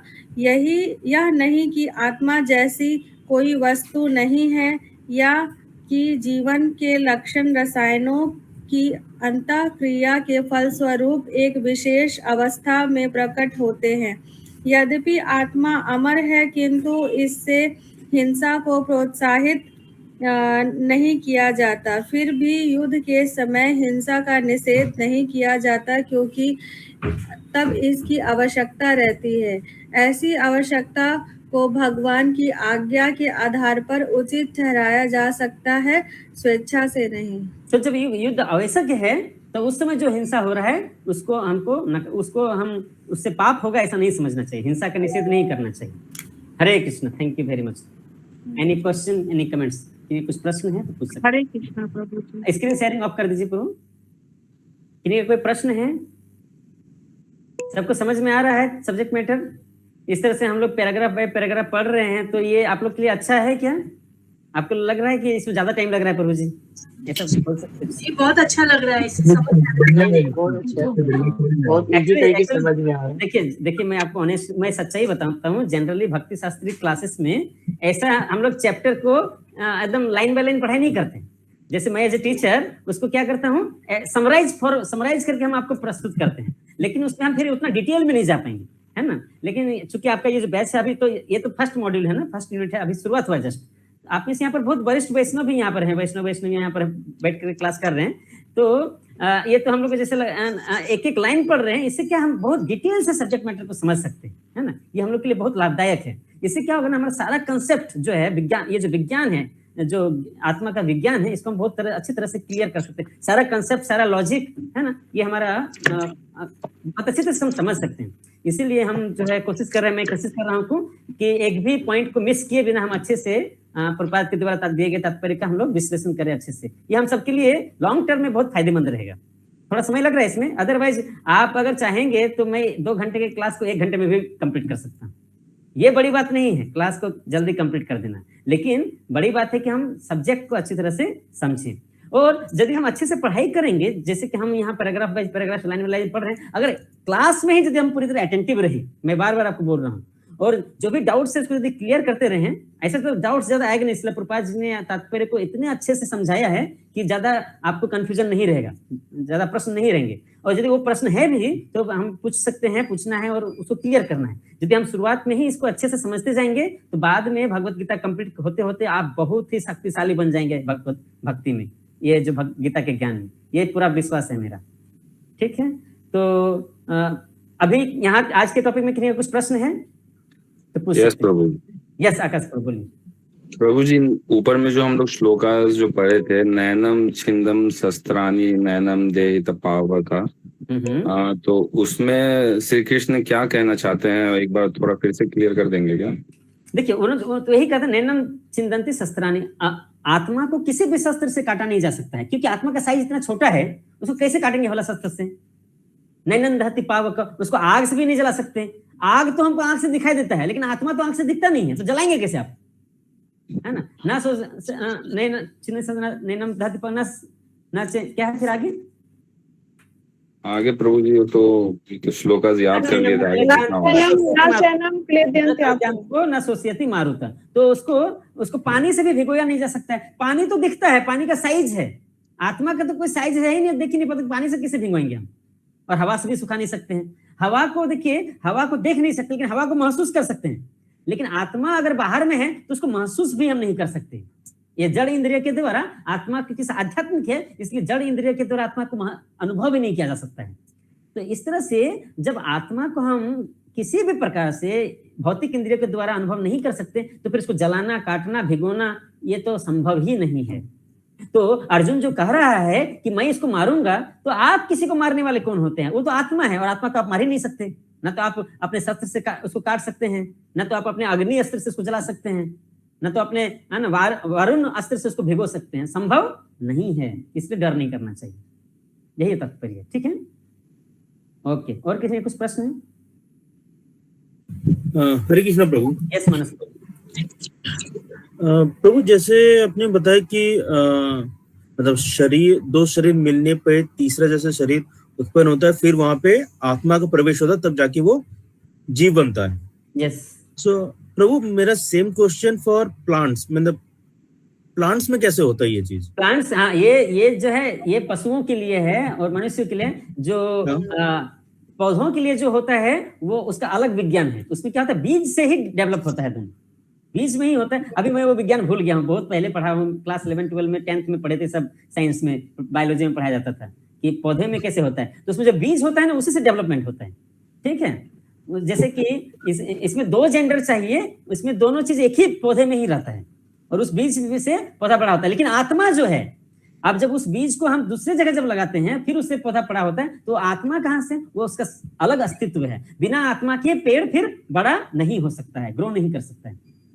आत्मा की उपस्थिति अनिवार्य है, ठीक है। तो प्रभु जैसे काफी पेड़ होते, जैसे सैजन के पेड़ है, वो हम मतलब टहनी काट के जब हम मिट्टी पे लगा देते हैं, वो पेड़ फिर से बन जाता है, क्योंकि उसे फिर से आत्मा प्रवेश किया है। इसीलिए आपने उस पेड़ को, उसके टहनी को काट दिया, तो वो पेड़ ऐसा एज इट इज है, उसमें आत्मा है। लेकिन जब अब इस टहनी को यहाँ पर लगाए, इसमें फिर आत्मा का प्रवेश हुआ, तो फिर वो ग्रो करना चालू कर दिया। बिना आत्मा के वो पेड़ जीवित अवस्था में वृद्धि नहीं कर सकता है, उसमें आत्मा विद्यमान है, तभी जाके ऐसा हो रहा है। तो प्रभु जैसे कोई फ्रूट्स है, फल है, जब हम फल को तोड़ते हैं काफी टाइम तक वो मतलब फ्रेश रहता है, उसके बाद वो खराब होना शुरू हो जाता है, ठीक है। तो हम लोग क्या सेम इसको ऐसे माने, जैसे मान लो कि हमारा शरीर से जब आत्मा निकल जाती है, कुछ टाइम तक वो एज इट इज रहता है, उसके बाद वो सड़ना शुरू हो जाता है, तो सेम चीज हम फ्रूट्स के लिए भी यही चीज देखें। तो आप फिर पूछेंगे कि प्रभु जी, तो यदि इसमें आत्मा निकल गया है, तो फिर जब उसको बीज को डाल देते हैं, तो फिर उससे पौधा निकल जाता है। नहीं प्रभु, वो तो जैसे बीज तो आपने बताया कि बीज के अंदर ऑलरेडी आत्मा, हाँ, उसमें आत्मा प्रवेश करता है, उसमें आत्मा प्रवेश करता है, तब जाकर के उस बीज से फिर नया पेड़ चालू। जो हम फल तोड़ते हैं उसमें बीज होता है, उस बीज को जब हम जमीन में डालते हैं, तब उसमें आत्मा प्रवेश करता है, फिर वो ग्रो करता है एक दूसरे पौधे के रूप में, ठीक है। ठीक है प्रभु, हरे कृष्ण प्रभु जी, थैंक यू। यस, हरे कृष्ण प्रभु जी। ये आत्मा 2 प्रकार के हैं, इसका कैसे समझे कि आत्मा 2 रकम के है? इसमें आत्मा 2 प्रकार से बताया था, उसमें बताया गया अनु आत्मा और विभु आत्मा, यानी कि अनु आत्मा मतलब क्षुद्र जीव आत्मा, जो जीव है, और विभु आत्मा मतलब जो भगवान है, परमात्मा। ये 2 प्रकार की आत्मा बताएगी, ठीक है प्रभु जी। और कोई प्रश्न है? हरे कृष्णा प्रभु जी, धन्यवाद। प्रणाम। श्लोक नंबर 16 में तात्पर्य में फर्स्ट स्टैंजा में सत तथा असत शब्द आत्मा तथा भौतिक पदार्थ के ही द्योतक है, इसके बारे में थोड़ा बताइए ना। 16 वर्ष नंबर 16 कहाँ पर है? 16 के फर्स्ट स्टैंजा में तात्पर्य में। हाँ, क्या बताया, क्या बोलिए? सत तथा असत शब्द आत्मा तथा भौतिक पदार्थ के ही द्योतक है। चैप्टर नंबर, सेंटेंस, श्लोक नंबर 16। हाँ, यस, ठीक है। सत तथा असत शब्द आत्मा और भौतिक पदार्थ के ही द्योतक हैं। सत, हाँ, देखिए यहाँ पर आत्मा को सत कहा गया है इस सेंस में कि वह शाश्वत है, आत्मा शाश्वत है, और जो भौतिक पदार्थ है वह शाश्वत नहीं है, वो तो क्षणभंगुर है। उसमें तो प्रलय होता है, सृष्टि और प्रलय, उसका निर्माण होता है, उसका फिर डिस्ट्रक्शन होता है, कंस्ट्रक्शन और डिस्ट्रक्शन, इसलिए उसको असत कहा गया है। सत किसको कहा जाएगा? आत्मा का गुण है सत चित आनंद। सत मतलब इटर्नल, शाश्वत, चित मतलब गुण, क्वालिटीज, या फिर उसको चित का मतलब नॉलेज कहा जाता है, ज्ञान से भरा हुआ, और आनंद मतलब हैप्पीनेस। तो आत्मा का एक गुण क्या है, एक क्वालिटी क्या है? सत मतलब शाश्वत। तो पदार्थ जो है वो शाश्वत नहीं होता है, क्योंकि हमने चर्चा किया एक पदार्थ को दूसरे पदार्थ, दूसरे को तीसरे पदार्थ में कन्वर्ट किया जा सकता है, ट्रांसफॉर्म किया जा सकता है, और समय के साथ काल के प्रभाव से वो परिवर्तन होते रहता है। जैसे एक शरीर का परिवर्तन कैसे होता है ना, जन्म से होता है, फिर बाल्यावस्था, फिर प्रौढ़ा, है ना, युवावस्था, वृद्धावस्था, है ना, बाय प्रोडक्ट्स, और फिर लास्ट में मृत्यु हो जाता है। तो इसी तरह से पदार्थ का परिवर्तन होता है, लेकिन आत्मा का परिवर्तन नहीं होता है। आत्मा शाश्वत है, इसलिए वो सत्य है, और जो पदार्थ है, भौतिक पदार्थ, वो असत्य है। असत्य का मतलब हमको यहाँ ये नहीं समझना चाहिए कि वो मिथ्या है। भौतिक जगत मिथ्या नहीं है, वो सही है, लेकिन टेम्पोररी है। यस, ओके, और कोई प्रश्न है? ठीक है, तो हम लोग फिर यहीं पर विराम देते हैं। 9 हो गया है, 13 हो रहा है, तो अगले क्लास में हम लोग जहाँ नेक्स्ट टॉपिक से स्टार्ट करेंगे।